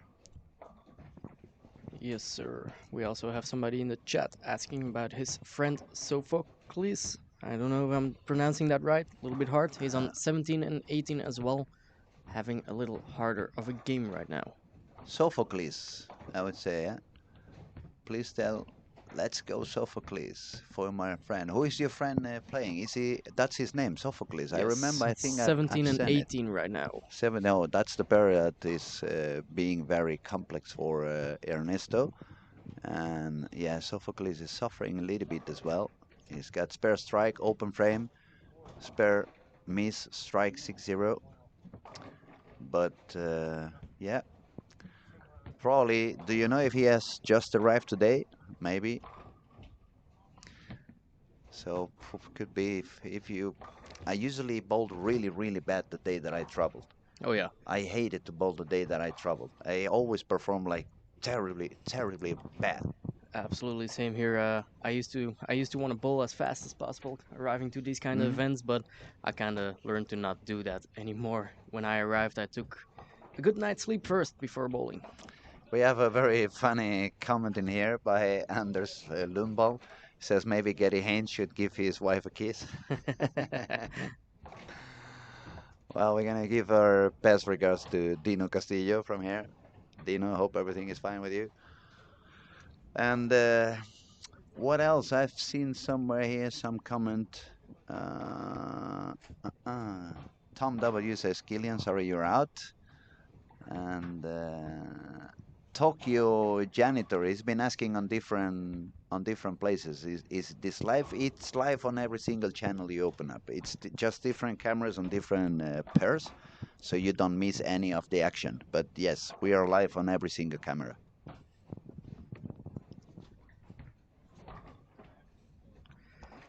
Looks like the scores are going down quite a bit here in game 4. As I said, game 3, game 4, very complex. You need to be awake. You need to be consistent. We have a veteran who's holding up pretty well. Sean Rush, 230, 207, 221. Now he's bowling on 5 and 6. He's got spare, spare, spare. 5 in a row. Now I hope I don't jinx him. Otherwise, later on he's going to be upset with me. And back to Ryan on lane 3 after 5 bagger and a couple of spares. Missed a bit in, I think. No, maybe he moved in. Yeah, maybe he moved in. Now I'm not sure. He wasn't too happy with the shot. It I looked My like guess would be that he missed in a little bit. it went a little bit straighter, a little bit tighter angle, but I'm not sure did he add move because the previous shot it was not good on that lane. The reaction, maybe he missed a little bit and found I don't know. Well, maybe if he leads the squad and I have the chance to interview him at the end, I'm gonna try to remember and ask him about that. I don't think he's gonna remember after so many shots, 60 frames, and you asking him about the 8th frame on the 4th game, he's gonna go like, I don't even know where I was bowling. We have somebody in the chat, X-Ray, asking about Matisse Blanchette, who is on lane 20 right now. Matisse, let's see.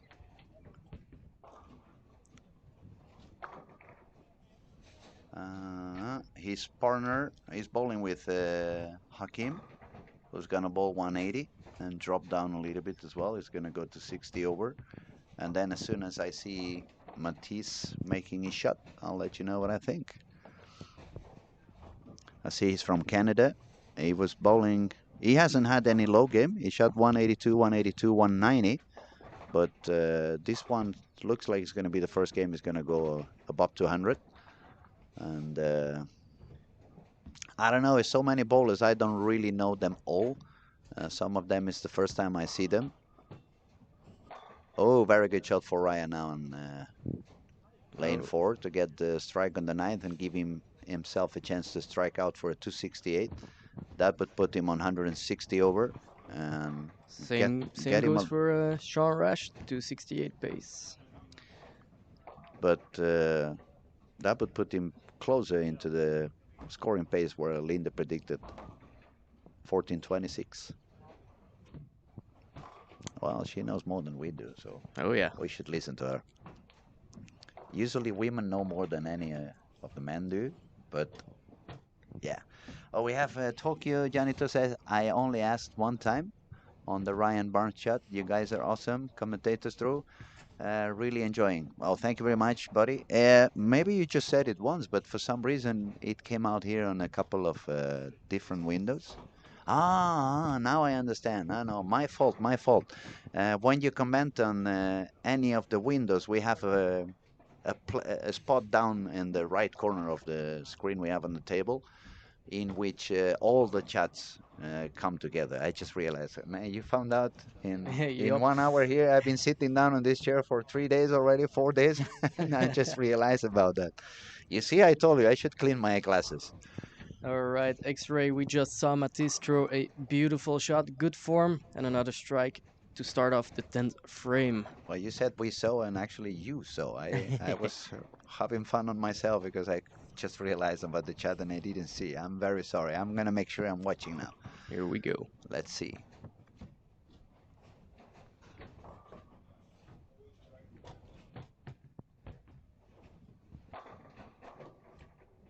That's pretty elegant, I must say. A Another lot of good shot. power, yeah, a lot of power, but he has that elegant touch of the old school as well. Yes, Very sir. nice balance, good gripping, but not exaggerating. So yeah, it looks pretty good, pretty solid. I have to be honest, I didn't know him from before, and but he looks pretty good.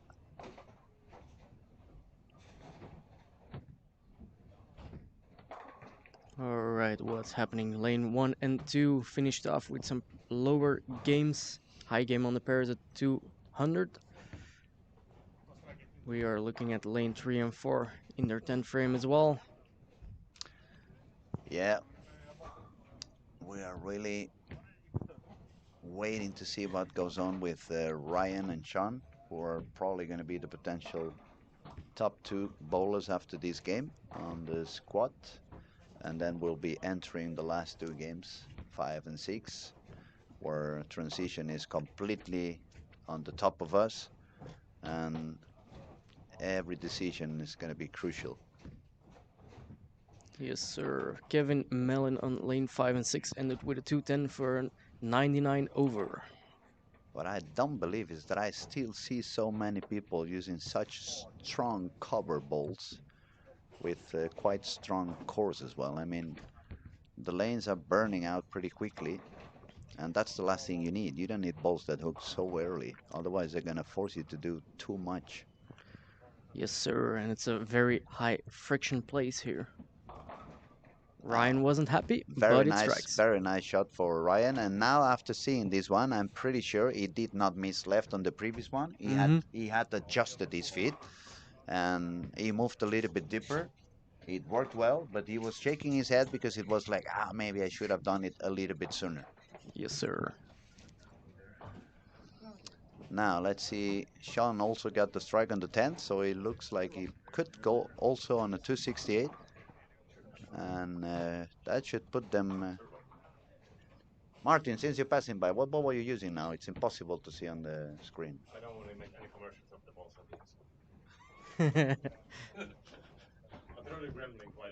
Oh, Gremlin it was. That's why I couldn't. Thank you, buddy.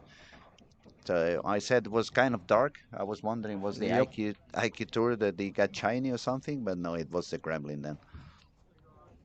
But that makes sense. That's what we were saying. We don't want to have balls with super strong covers, super strong cores. On the contrary, you want something that's going to make your life easier, not harder. Yes, sir. Or even strong core would just be fine in game 3 and 4, but a weaker cover like the Origin EX, for example. Ryan's going to strike out for 268. Is all the way up to 960.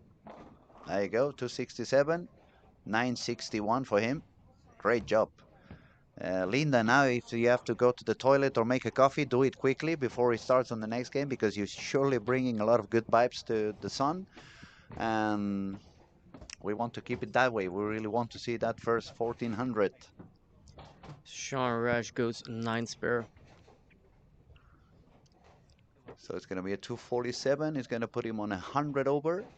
And Kevin Mellin, 99 over. Hakim has done a little bit lower. Now the score has gone away. So I'm going to have to give you an update in a couple of minutes, guys, when we can update the scoring, refresh the online scoring, and we'll find out. Sean Rash finishes up with the super washout.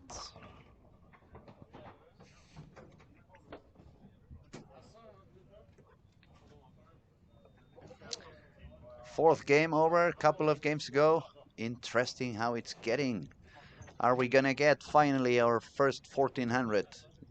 We have a very nice looking chance for Ryan. So hopefully. Sean Reich, 100 over. Kevin Mellin, 99 over. Uh, we already said Ryan is on 160 over. Ernesto dropped down with a terrible, uncomfy game on that previous pair. He was really not happy at all. He was bowling on 17, 18, right, Ernesto? Yes, correct. This last game. So I'm gonna try to find out people who's bowling now on 17, 18. We have Mike Stampy and Don Harding. I want to pay some attention to what they can do on that pair. Is that pair already like completely devastated, or is there something else we can do over there? It was just Ernesto couldn't find what to do with that pair. As far as I've seen, 17, 18, 19, and 20 are the harder pairs, as we said before. It looks a little bit tighter, yes. Maybe we should have to blame it on the boogeyman. It's always the lane guy. Always the lane guy. I have to say, the lane guy over here is one of the greatest humble guys you can meet in the bowling industry. Super professional, super kind. And instead of going and blaming on him, if I had to give you an advice, I would go and ask him. Try to get some, not information on instructions, but try to learn on Yes, how sir. they see, how they develop things, and ask questions so you can get a better understanding on how to read the lane and how to prepare your strategy for the next time you bowl. Yes, sir. And if I'm correct, he's giving a seminar on, I think, Saturday, about Saturday. lane patterns and how to build lane patterns. If any of the bowlers that are present in Helsingborg are listening, I would highly recommend, as this is a very interesting topic. And I would be attending 100% for sure. That's the one I don't want to miss. Oh yeah, I'll be there for sure as well. Okay, we have more comments. We say LB, goat in the house. Yes, goat is in the house.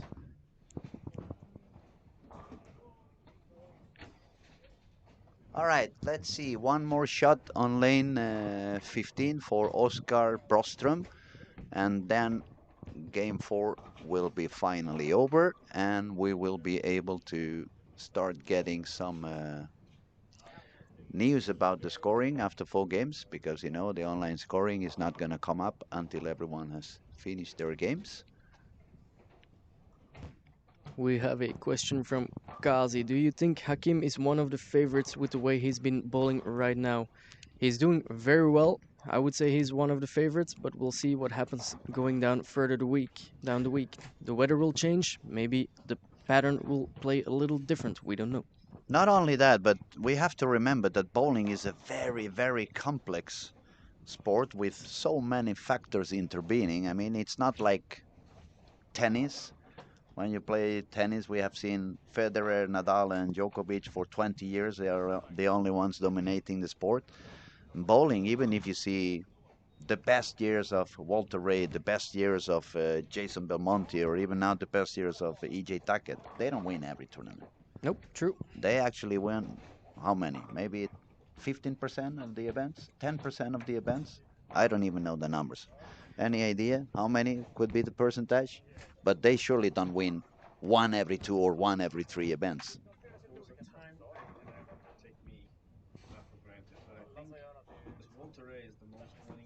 Hmm. Mhm. Mm-hmm.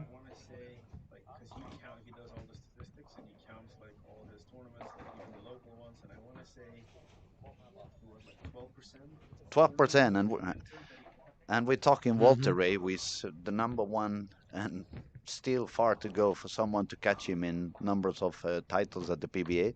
So what I'm saying, it doesn't really matter how strong and how good Hakim is looking at the moment. It's so many good bowlers coming onto this week, which is going to make it very hard to predict who's going to win. And also, there's another thing that happens very often in bowling. It has happened to me down in Spain a million times that you finish the tournament leading by far, because in average you were the absolute leader. You bowled maybe 300 pins more than the second one, but then it all comes to the step ladder final, one game. Yes, sir. For whatever the reason, that game you only need to lose by 1 pin, and then it's game over. Absolutely. All So right, we have some updated scores. Ryan Barnes still in the lead with 962. Then we have Sean Rash with 900. Kevin Mellon with 899.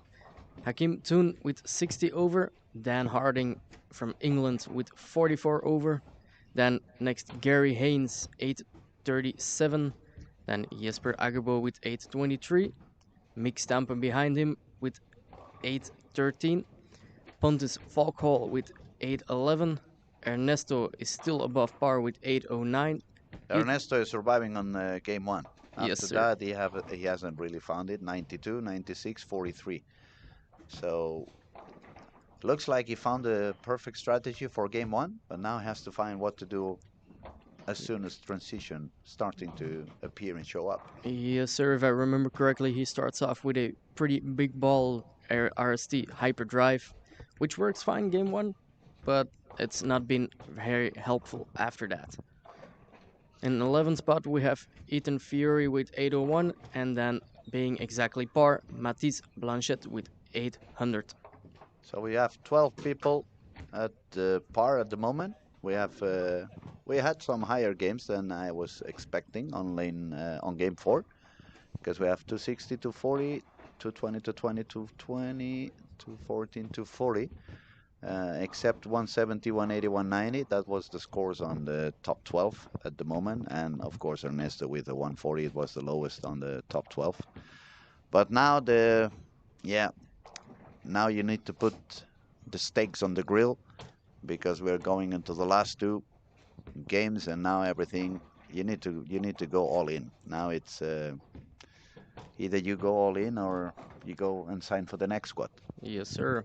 Let's see what happens with Ryan, the leader of the squad. He's now challenging lane 19 and 20. Seems to be a hard pair. Let's see how he fears those out.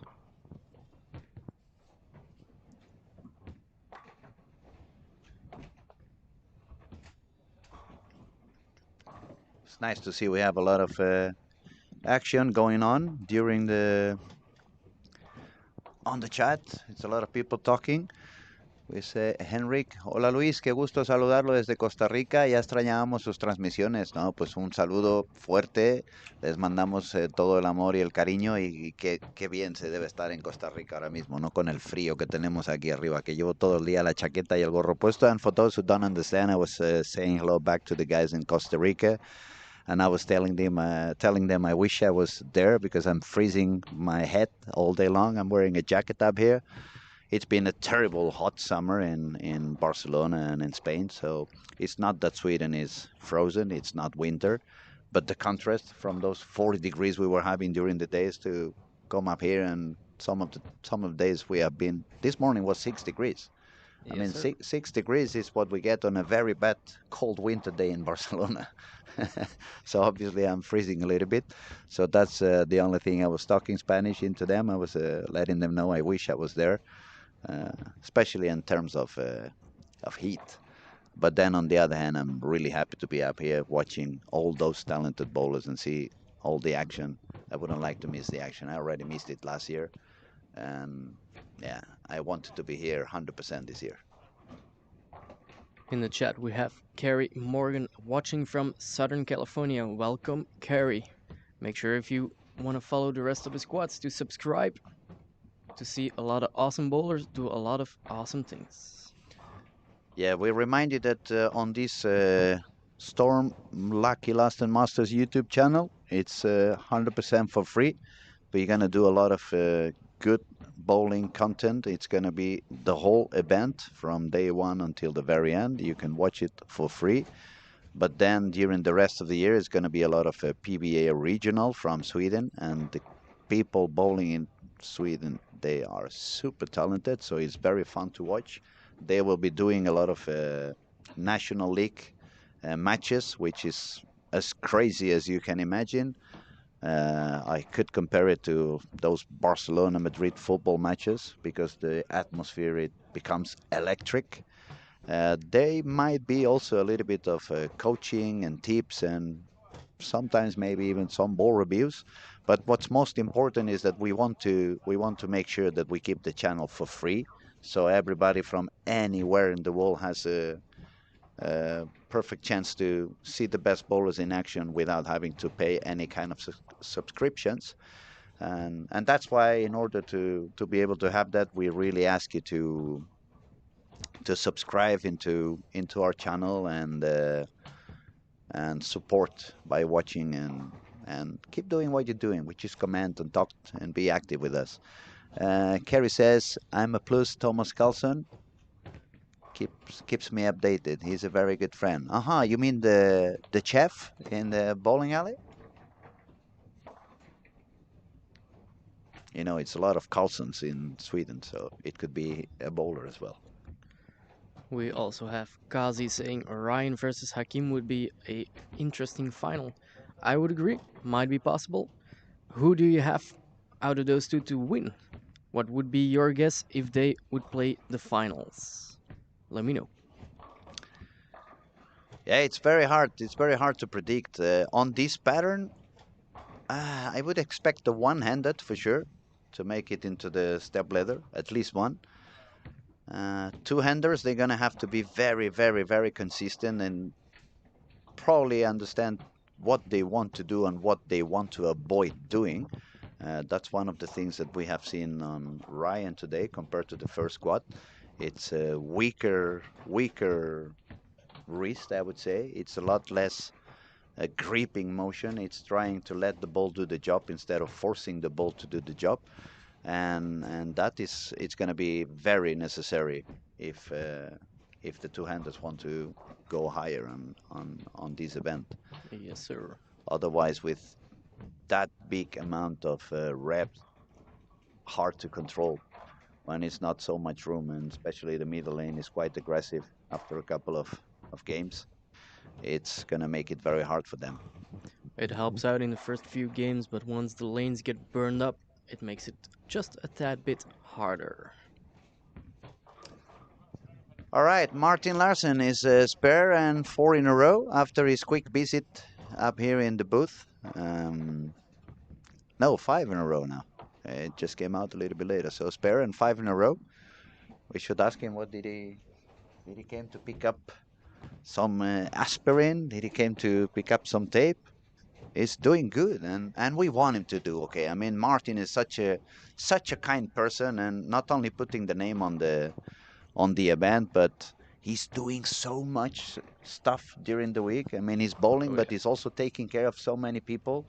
A lot of job to do around the event, so it cannot be easy to focus once he gets into the lanes. There's a lot of people coming and asking things, and where can we do this? Why should we drop that? Where hotel and food Oh and yeah. blah blah blah blah blah. He's doing so much this week, and overall, he does so much for the sport. He's such an awesome guy.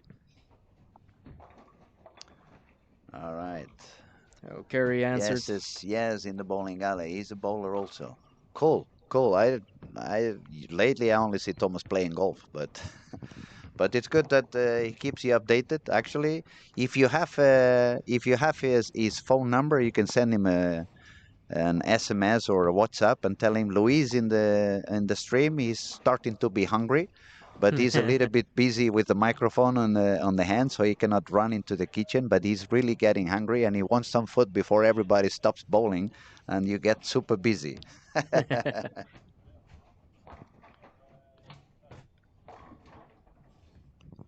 Also, Linda Barnes in the chat is very okay with 1426 being too low of a guess. I bet you are. Yeah, I would take a 14-26 right away. Oh yeah. The way it's looking, it would not only make it to the final, but make it directly to the step two. Oh yeah, absolutely. I bet 1400, even maybe even lower, would be enough to make step two. Kyle Clement says Ethan Fury plus 100 the last two. He really needs a little bit more than that. Perhaps he needs 120 over on the last two if he wants to secure a spot on the final. There's no more early birds from today. And Ethan is bowling now on. I've lost him. Where is Ethan? Mm-hmm. Where is Ethan? Over there. 13 and 14. Strike, split, strike, spare. No, sorry, 11 and 12. My fault. 11 and 12 is now bowling on lane 12, standing in front of the machine. Already lifting the ball a little bit. And that one went a little bit far outside. So it was the 210 was standing on the lane. 2410. But the thing is, we cannot really ask Ethan to perform as good as he's going to do tomorrow and the day after. He just arrived today after a very long trip. I mean, all the way from United States till here. Absolutely. Just to think about it, it gets me tired, and I haven't been traveling from that far. All right, Luis. Looks like Carrie's taking care of you.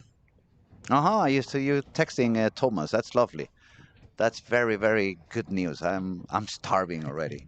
I start to feel since you said you're on it, my mouth started to become more waterish. I appreciate. See, how lovely is that? Oh, You are that's working amazing. and you get some help from people watching, and that's pretty cool. Absolutely. Let's put some attention on lane 9 and 10. Sean Rash started with a spare, and then 4 in a row. He's up on lane 9, if I'm correct. Let's see what he does. Yeah, if he keeps striking like that, I'm pretty sure he's gonna end up taking a beer on the bar. Probably.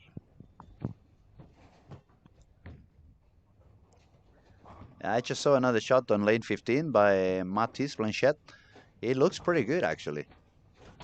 I like what I see. Yes, sir. Ryan got another strike as well. That makes for a turkey on lane 19 and 20. And Sharash keeps on striking as well. Where's Kevin? Kevin was bowling with. I lost him.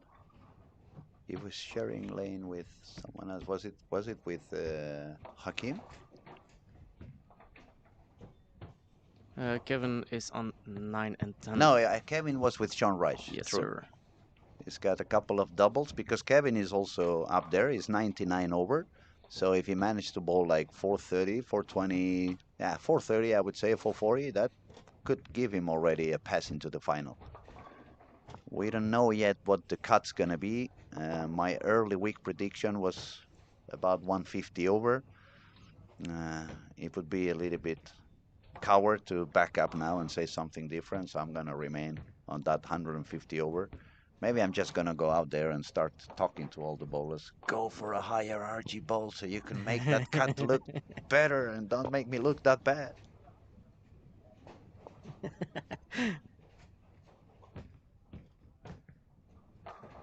The one thing I can say I can see for sure, and it's happening both to the one-handeds and the two-handeds, as soon as the lane starts to burn and they move a little bit deep and they try to succeed by increasing the speed and flying the ball deeper on the lane, I haven't seen anyone really accomplishing that. It's not working for any of them. On the contrary, what's really working is to let the ball skid on the lane. Add a little bit more of a spin into the ball and make it slide through the lane. Don't try to make it fly all the way down, because then when you bounce the ball on 25 feet, the oil is gone. It's only brushing there. And sometimes even when you try to send it a little bit farther, you end up stopping the ball. The ball loses a little bit of speed, and you end up gripping it more instead of gripping it less. So the ball's gonna hook even earlier. On the contrary, what you want is a very clear, clean, weak cover stock, weaker core, so the ball can retain more energy and doesn't want to start hooking so early. And Ooh, good break for Ryan Barnes yeah, that there. was a nice tripping the two pin forward. Uh, but what I mean, if you manage to control your wrist and you can become a little bit weaker, try to give less reps to the ball instead of more reps to the ball. Try to be more around so the ball starts to hook a little bit later. It's all these kind of old school tricks that seem to work better instead of just trying to send the ball further into the lane. Of course, it looks very good. It's what's becoming fancy nowadays, but you don't want to look good. You want to make strikes. Yes, sir. Absolutely. We have Pierre Lemieux saying Matisse is a future star. Already has over 120 perfect games. Well, at least he definitely looks very good out on the lanes. Yeah, it looks very, very good. 120 perfect games. It looks very good as well.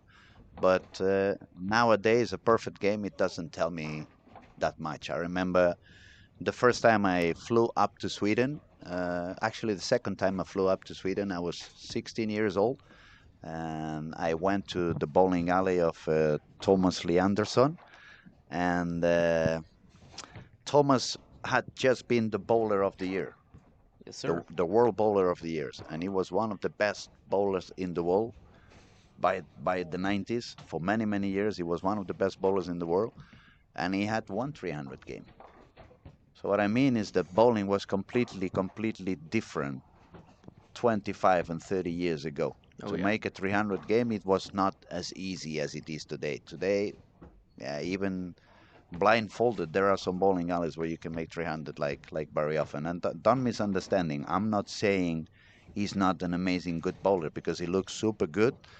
Yeah, as I said it from the beginning, not only he has the power, but the way I see him throwing the ball, it reminds me a little bit of old school. It's like a mix, a hybrid of the modern and older bowling.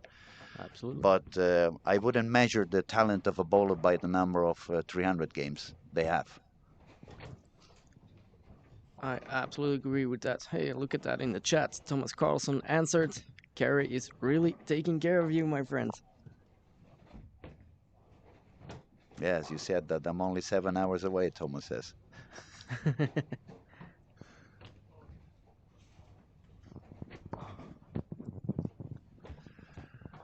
Okay, some strikes for being game number five. It's definitely a higher score pace than we have seen before, because even if you don't focus on one bowler in particular, but you see four bagger here, triple and double there, triple double double, six in a row, triple and a double, triple and a double, four in a row, five in a row to end, 240 game for Pontus. So definitely this squad is going to get higher scoring than we have seen before. It's paying out pretty well that some bowlers began with weaker material than they have been doing before, and they began to bowl a little bit further outside than they have done in the warm-up in the previous days. And then some bowlers did like, as you said before with Ryan, trying to make the lane a little longer on their inside. And we're gonna have to see on scoring. Let's go. Lane 13 and 14, Pontus, 242 for 53 over after 5-9, 235, 214, 242. And that's why we keep telling, we hope that people can keep their low games as high as possible. If you can manage to make 180 instead of 140, those 40 pins now, he would put him already on 90 over. So with another game of 240, he would probably be on the cut already, or pretty close to be on the cut. Um, More scores. We can see 46 over for Gary Haynes. He just finished his game of 209 in lane 1 and 2. Uh, who else is over par? We have to go all the way to 15 and 16. Hakeem Toon, he managed to strike out to save the game and make 213 for 73 over. But one game to go, he already has 1375, I believe it was. So even if he Yes, makes sir. 300, he's not going to overcome his own score. Ryan, he just had the open frame. He had a split on the ninth frame, so it's not going to be a very high game. But it felt like it looked pretty good on lane 19. So we could expect him to strike out and make it 214. And when you have a low game, if it's a 214 game, you take it. Oh yeah. You sign right away. Matiz, another high game on 15 and 16, 221. And he started with 7 spare, 7-0. So the fact that he made a couple of turkeys and fixed that, he's looking better. He started really low, 180, 180, 190. But last two games is 246 to 21. So he's probably just finding his way on how to bowl on this pattern. And uh, what's Thomas saying? So I'm on it. Cold pizza for Luis. I hope it's not that cold. No onion today. No onion. That's the only thing I'm gonna ask for. Now Thomas is a great guy. He's really, really, really kind and an amazing chef.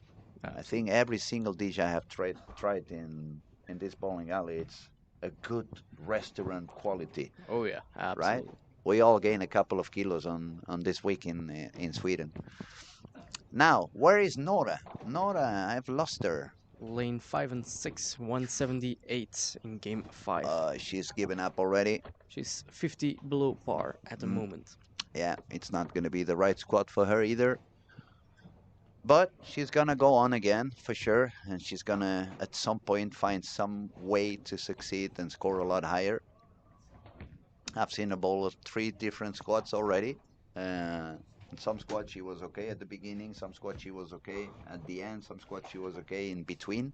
As soon as she manages to Yes, put sir. them all together, she's going to be able to score a higher series. I wouldn't be surprised on her making 13, maybe 1300, 1290, 1280, 1300. It could be possible. Oh, Christian Azcona, Puerto Rico, 250 for 34 over. He has been going up and down all day long. Let me find him over there. I cannot find him now. Puerto Rico, Puerto Rico. There. 16, 208, 240, 139, 194, and 250 now. So, again, another guy we said if the low game instead of 140 was a 180, he would be a lot happier than he's going to be at the moment. Sean Rush, if he strikes out, he's going to catch Ryan. They're both going to be on 160 over. Ryan is going to save that game on lane 19 and 20. He's going to get it to 100. And yeah, he can skip that pair already. Focus on the next game. He just needs to shoot to 60. Then if he shoots to 60, Linda is going to have the exact score for Ryan. That would be cool. Absolutely. Well, Ryan proves how important it is to make your spares. This makes his low game a 204, which is pretty good. Yeah, Ethan is on a very low game. This one was a 151. Uh, he was kind of lifting the ball on the top of the left gutter, and he's gonna realize pretty soon that's not the way he wants to try to attack the lanes. As I said a few minutes ago, it's not. I haven't seen anyone succeeding on this approach so far. Those who are succeeding is doing the opposite. They are letting the ball slide through the lane and they spin the ball a little bit more. It's definitely not working to make the ball fly up to the moon. 4 pin for Sean Reich, so it's going to be a 258, unless I'm wrong. It's a little bit far. Yeah, 258 for 58 over. So Ryan's going to remain on top with 66 over. Sean's going to be second with 158 over. And then I think, where was Kevin? He was bowling with him. He shot 224, so he's 123 over. We have three potential players going into the final on this squad, unless something weird happens on the very last game. And yeah, it's looking good. It's looking interesting. It's definitely a little bit higher scoring pace on this squad that it has been on the previous one. Now we're gonna hit the sixth game where transition is not only here but becoming a friend of all of us. And let's see what happens on the last game.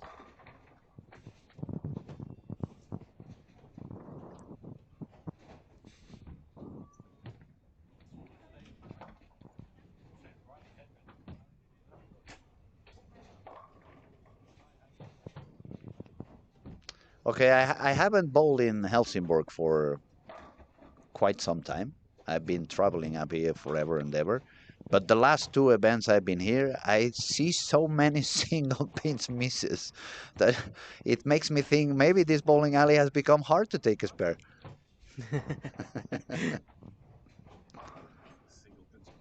Single spin, yeah, Oh single yeah. single single pin splits. It looks like.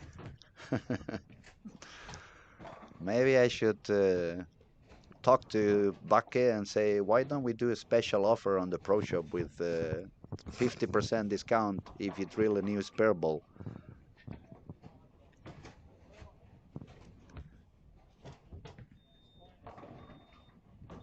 I shouldn't be talking bad, but it's. I can understand that you may have issues finding the spot on the lane. I can understand you may have maybe trying different things and not really getting an answer for what you're looking for and get a little bit desperate. And from time to time, to miss one single pin, I can understand. But when you miss like 4, 5, 6 single pins in one squad, that's way too much. And we are bowling on a competition. It's a potential PBA title, and we need spares. We need spares, especially when it's tough. Yes, sir. We're looking at lane 1 and 2. Dan Harding. 2 misses. 8 8-1. 1, 8 8-1. 1. Yeah, I mean, that is so expensive by the end of the day. Oh yeah. Any and all of those spares could cost you a spot in the finals. 1 pin is enough. I must say, I'm very happy it's not many Spanish people talking into the chat because now they would remind me when I was very young and I get so upset. Some of them call me Hulk Hogan because I had to bring a couple of shirts to the events because the first one was always going to get ripped off. And when I got that angry, yes, I missed a few 10 pins, but sometimes I miss them. I'm not going to say on purpose, but I throw the ball as fucking hard as I could so I could get rid of that kind of anger and bad energy. And when I did that, obviously I missed pairs as well. But when I was playing with my brain on the right spot, I remember sometimes it took me 3 or 4 months before I missed a single pin. Oh yeah. And that's the way it should be. I mean, how big is a ball? Like 12 boards? How thick is a bowling ball? I don't know, but how thick is a ball? How thick is the pin? That means how many boards you have down there that you still gonna hit the pin. You pretty much have 1/3 of the lane available to make the single pin. That's what I mean. It's crazy. And for the young ones listening, two-handers, stop sparing with backup. Stop sparing by hooking. When the lanes are very easy, you're gonna spare because you have a lot of room. You miss in, the ball's gonna go longer. You miss out, the ball's gonna hook back. But when you ball on tougher conditions, as soon as you miss in any direction, you're never gonna spare. So learn to bowl straight. Learn to spare straight. That's the best tip I can give the young ones today. Absolutely. On a house-like shot, it might be easy to throw that backup spare, but if you get onto a one-to-one ratio pattern, it becomes quite a bit tougher to do it that way. Mm. More certainty with a spare ball. Now let's focus on a little bit. Give me a second. I'm gonna refresh the scoring. Hold this one for me a second. No worries. Refresh here, and we can find how we doing.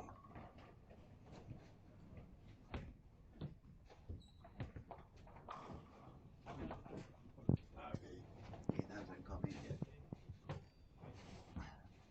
Oh, we'll have to wait another minute until we sell. But it's gonna be interesting to watch if the strategy that Ryan used on the warm-up to try to make the lane longer on the inside area of where he was planning to bowl is going to pay out now that he's back on that pair.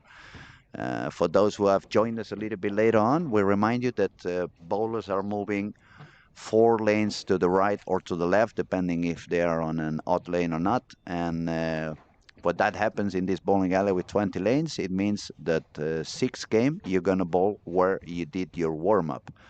So whatever you have done with your lane during the warm up, you're gonna end up paying at the end of the day. So if you treated the lane properly, the lane's gonna be a little bit more gentle with you. If you made a mess of it, the lane's probably going to pay you back. So that's why I'm saying it's going to be interesting to see if that pays out well for Ryan. He was pretty smart on what he was doing on the warm up. And if that pays out, he could be shooting a high game. And finally, we would have somebody shooting 1400.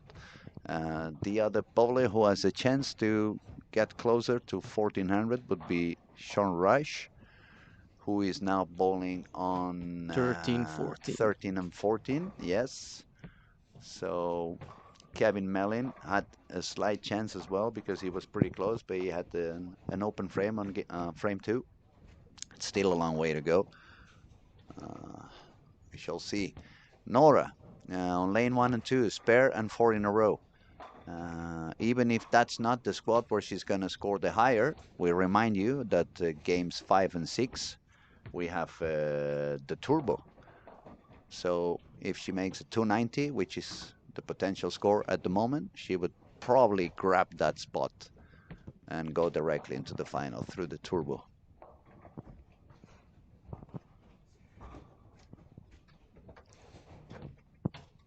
Ryan Barnes on lane 15 with a 4-9 split. Let's see if he makes it. A little bit unlucky. The ball read a little bit more than he expected, but that is something you can not only spare but recover from. Small adjustment, he should be back on the strike spot. Sean Reich, we've seen he's moved a little bit in as well on 13 and 14. It's nice to see this camera at the moment because we have the 2 guys, actually the 3 guys who have the highest score, which is Ryan Barnes, Sean Reich, and Kevin Mellin on this couple of pairs. Very unlucky spare shot now for Ryan. Hopefully it doesn't get any effect on his focus and he just keeps calm and gets the job done during the rest of the game. Scoring, I'm gonna update you guys so you know what goes on. At the moment we have 13 bowlers over par, which is a little bit better than we have been having lately. And on those 13 bowlers, we only had Ernesto, who is probably still a little bit upset with 192, and Don Harding, who just shot 165. Every other single bowler has bowled above 200. We had 214 on spot 13. And then from 10 and up, 10 is AJ Johnson, 225. Mattis is 9th, 221. Jesper, Gerbo on 8th place, 203. Cristian Azcona, Puerto Rico, 7th place, 253. Gary Haynes, 6th place, 209. Pontus Falkholt, 242. Hakim Toon, 213. Kevin Mellin, 224. Sean Reich, 258. And Ryan Barnes, 204. Definitely the highest score so far this week. And now everything is going to be about what goes on these last 6, 7 frames of this game. It's pretty interesting. It's getting quite exciting to see. Lane 2, look at where Nora's standing. She's already right in front of the ball return. She's got all the power in the planet, so look at that. And That's that's where we see a lot with people lofting a little bit. Small miss to the right, and it never ever yeah, recovers. yeah, you just read my mind. I was gonna say that she's so talented that of course you can succeed one game. Mm-hmm. But as soon as you do a little bit of a different thing with your hand, with your grip, or with the ball placement in the lane, it's not going to pay out. On the contrary, you need to find something that's going to be more forgiving.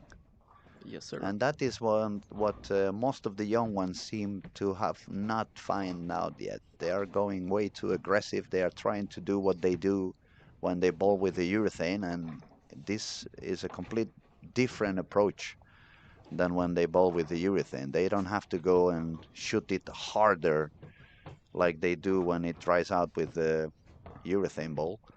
On the contrary, you just need to go even smoother, let the ball go longer, let the ball do the job for you. Absolutely, absolutely. The way the pattern's been played so far, a lot of people moving inside very quickly, means by the last game, if you miss out, there's still quite a bit of oil out there. Ball skids too far, it gets a little touchy. And on the other hand, if you keep moving left and left and left, you're going to find the left side of the lane which has a little bit less oil than the middle part of the lane. Oh yeah. So you're going to make your life even harder. If you keep moving left, you might just throw it on the wrong lane. I was just about to ask on the chat, where is my pizza? Because now I'm really getting hungry. His first try phrasing it to ship it. Just kidding, just kidding. Not kidding that I'm hungry, but kidding on asking where the pizza is, obviously. Uh, One more time, I'm going to be annoying, I know, but I'm going to remind you we are asking to everybody who's following and watching and listening to subscribe to our channel. It's 100% free. It's going to be a lot of content on not only during this week where you can see every single game on every single lane until the very end of the event. That's including the final and the step ladder and prize ceremony, but also it's going to be a lot of content the rest of the season, a lot of PBA regional, a lot of Swedish National League, which is electrifying and you really want to get to see it. So just click the button, subscribe, and we will be very thankful. We have Willem Notting. I've been bowling for 52 years now. Started with the 369 system and I'm still using it. It makes all spares with my I make all spares with my strike ball. I agree with you. The 369 is probably the easiest spare system there is, and if you understand that you don't really have to give any rep rate, just let the ball slide, go with the broken wrist and forward roll. The ball's not gonna move. The ball's gonna stay where you aiming. And yeah, I agree with you. It's a very good spare system and very easy to apply. Yes, sir. Can I direct your attention to Martin on lane 19 and 20? Not the greatest game, but making all his spares. Yep, and that says a lot about Martin Oh yeah. because after a long journey, when things are not being working the way you want them to work, it's easy to kind of give up Yes, and sir. don't give, we could say, a crap anymore. And but that is also the other thing you want to learn from these guys. Not only how talented they are, but how polite. Oh yeah. So we have Kevin Mellin with an open frame, but now triple. So he's trying to fight his way into the final, and he has a very, very solid chance because he was already sitting with 123 over after 5 games. Then we have Ryan struggling a little bit on 15 and 16. Um, he had the previous shot, it was the 4-9. Now he had the 2-8, so maybe he adjusted a little bit too much. Maybe he lost a little bit of the touch. But he surely is taking his pairs and getting the job done. He doesn't really need to go crazy. I mean, it was just us in the chat and Linda hoping that he would go for the 1420. But actually, if he makes 190, he's going to be in the final Absolutely. because he's going to be on 1356, and I predicted the cut to be at 1350, so he's going to be in the final. Sean Raj also is working with the double, and he already was 158 over, so he could be more than safe into the final as well if he carries on that way.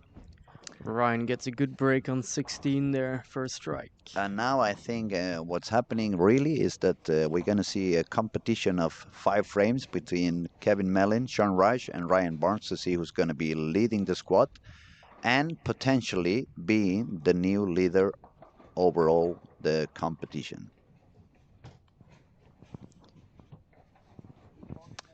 Let's see.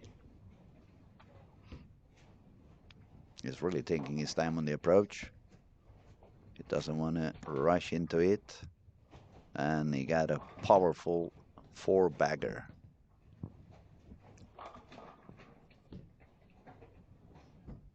Outside of those guys leading the squad, I see a lot of people struggling these last 2 games right now. As we were talking a little bit sooner, it's not easy to remain focused for so long, especially when the lane is not helping you at all. Um, it requires a lot of energy. It requires a lot of a strong will for you to remain focused all the time and not to give up. And that's why we were saying just a few minutes ago, we admire Martin for fighting all the way until the very end. He shot 216 on lane 19 and 20, which is not the easiest on the alley. And it's not his best squad by far, but that shows how you want to teach Yes, sir. the new generations. Keep fighting until the very end. Don't give up. Keep a smile on your face. Be humble and keep going. Absolutely. Also, something I just saw happening on lane 13, Sean Rash. Something went wrong and he aborted mid-approach. Something which is a skill that a lot of people should learn as well. If something goes wrong, if you get distracted or anything, don't release that ball. Take it back with you, Yeah. reset, and throw Yes. again. Yeah. That is a very good tip as well. You don't want to waste any of your shots. So if something is happening right before you release the ball, just grab it strong, stop it, don't release it, go back, drop the ball in the ball return, take some air in your hand, and go back. That was a magnificent shot now by Ryan on lane 15. That really looked superb. That Very, really very went, soft touch. yeah, it really made the ball go long and not overdoing, not overcompensating. On the contrary, just using the speed on his legs, but not doing too much with his hand. And that was a very, very nice strike. The way he shot that one and that body language, we could expect quite a few more strikes from here to the end of the game. So 1400 still a possibility. And Kevin Mellin, he would need 260, no, 277. He cannot do that anymore. He can do 256, but still would make him go all the way to 1380. That would put him on second position if Ryan does 1400. Yes, sir. And Sean is also holding in there. So yeah, those 3 guys are at the moment trying to chase number 1 position in the event, which was currently held by Hakim Tun from Malaysia. He has won a PBA title this year, Hakim, the first PBA title for a Malaysian bowler. Yes, sir. And this guy is very, very strong, even on not the best days, shooting 80 over at the moment. Sean Rash back to the strike train. Let's see what Ryan does on lane 16. Hmm. That was a bit. Yeah, I could see it was a little bit out. But as we said before, it doesn't have to go crazy. He just have to take his spares. 190 is more than enough to make it into the final. If he gets a few more strikes and goes all the way up to 210, lovely. Otherwise, just Absolutely.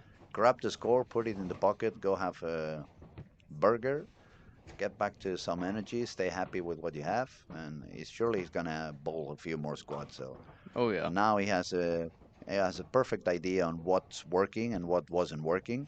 So that would give him a very good chance to absolutely, succeed even more absolutely. on following squads. He's been one of the fastest adapting bowlers in the tournament so far. One bad squad, next one doing pretty great. Kevin Mellin, let's see what goes on. It's 5 in a row, 256 potential coming.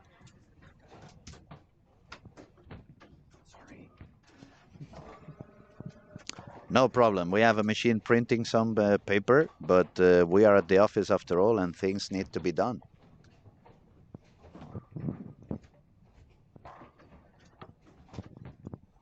Lane 1 and 2 finished up. Nora Johansson finishing strong. I bet she will figure something out to put those good scores together in some of the next coming Yeah, squads. that's what we were saying a few games ago. She has been doing a little bit ups and downs, and some games were very good at the beginning on some of the squads. Some of the other squads, she was a little bit better later on. But she surely has the talent. She surely has the potential. So we wouldn't be surprised if she shoots 100 over on the next squad or Oh, tomorrow or stuff absolutely. like that. But all the action at the moment, it's on lane 13, 14, and 15 and 16. That's where everything is getting cooked. Kevin Mellin is gonna shoot now to try to keep his pace on the way to 256. Let's see. Ooh, that's a Oh, good that was one. a nice held. Eh? It felt like he missed a little bit in, but the ball held there pretty good. Yeah, yeah. The room is there. If you take the right ball and you don't overdo the things, IQ Emerald, that's a very good option as well. Very good shot again by Ryan. He looks very, very comfortable on lane 15. Oh, we almost got the 710 on lane 12. That was very, very close. We see some people already trying different things for the next squads. Nathan, for example, is throwing high-speed shots around the 7-8 board on the right side. Ethan, he seems to be bowling a little bit smoother compared to what he was doing a couple of games ago. There Remember, a we go. couple of games ago, he was flying the ball. It wasn't working for him. Now he's letting the ball skid through the lane, and it looks a lot better. Sean Rash, now he gripped it a little bit. He's a little bit upset. He didn't like that one. Make your spare and get on striking again. Yeah, that's it. I mean, he's got the job done. He doesn't have to overdo. It's the same thing we said with Ryan before. You just need to make sure you make the marks, and you're going to be on the final. And that's the main goal. You have more squats to bowl later on and do something different. Yeah, exactly. You just gotta set one good score to make it into the final, because it's gonna feel a little different than the qualification squads anyway. They'll have to Absolutely. figure it out yet again in the That finals. looked better. Yeah, that was a Oh lot yeah. better now. That was a very good shot by Ryan. He's got a double. He's already back on par, and he still have the 10th frame to go for 220, and that would put him on 1380 something. That would be enough to overcome the score that we had as a current leader, which was Hakim with 175 over, and Kevin Mellin now facing the 10th frame could go all the way to 1370. He Ooh. gripped it a little bit more this time, yeah. And it was, yeah, it was a good pin action because 3-6-10 with the 8, the 9, sorry, it wouldn't have been as easy as just the 3-6-10. It's not that 3-6-10 is that easy. It's one of the ones I chop from time to time. But I prefer it than having the 9 also. We'll have to disappoint Linda though. No No 1426. 1400s. Linda, the crystal ball did not work this time. But you're welcome to I just do a new prediction for the next squad. Maybe she meant that Ryan is going to yeah, qualify with 14:26 at any of the squads. possibly, That could be possibly. also. I just saw something interesting on lane 12. Hakim Toon just switched his strategies again, going much straighter with the Infinity Quest just like he started.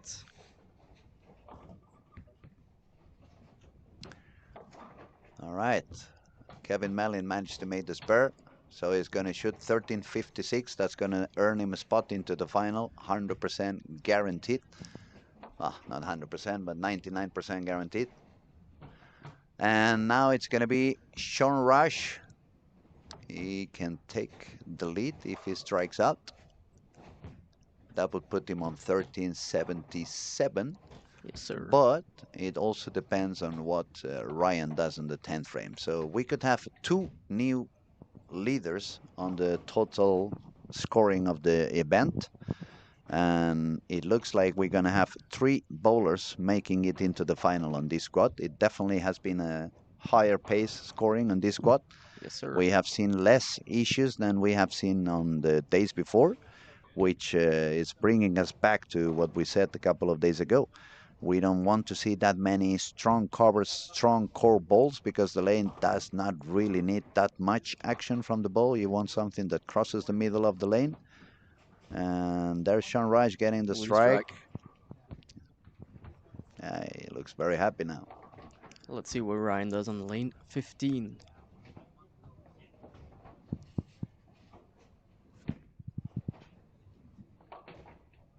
That could be good. Yes, sir. Yes, that was very good indeed. All right, two more, and he's going to be the new leader of the event with 180 over. So one more shot to see what goes on. And Sean could also overcome the score that Hakim previously had. To do that, he needs to do another two strikes. But once you're in the final, you don't really care if you're one spot higher or one spot lower. You still have some more squads to figure out if you can do even a little bit more and secure a spot on the step one. Oof. Yeah, A little much, but still a good score. wasn't the best of the shots he did today. He's going to be right below Hakim with 1367. Hakim has 1375, and now everything is in the hands of Ryan. Looks good. 10 pin. Oof. And 2-8. even more. Was a little bit different, but it's still a good score. He saved the game. He shot a split on frame 2, so very happy for him. It's going to be a 209 unless he surprises with a backup spare and he takes them all. I wouldn't try. I would just try to take two and secure my 1375. Actually, if he takes two, it's going to be tight with Hakim. Oh, he's taken one, so 1374. Great performance, though, by Ryan. It was very, very nice to witness. I'm just going to get out there and do a very quick interview. So I'm going to actually ask him if we were right, if we were watching here, Yes, if sir. he really has gone for weaker balls and weaker release, just trying to let the ball do the job instead of forcing it to do it. And thank you, everybody, for watching. Thank you so much for all the comments and the participation you had with us.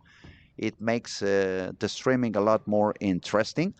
We'll be right back after the lanes are dressed. The next squad starts at 7 o'clock Swedish time, 7 o'clock Central European time. That would be 6 hours less in New York, 6 hours more somewhere. But I'm just thinking about the guy from Tokyo. If he was really in Tokyo, maybe he has fallen asleep. It must be very late over there. But thank you very much for watching. The channel will still be on. We're going to drop the mics for a little while. And obviously, thank you for being in here with me. Thank you for the commenting. And we wish you the best of luck because you're bowling now, right? Correct, Luis. Thank you so much for having me. It's been very fun. Best of luck. Thank you very much.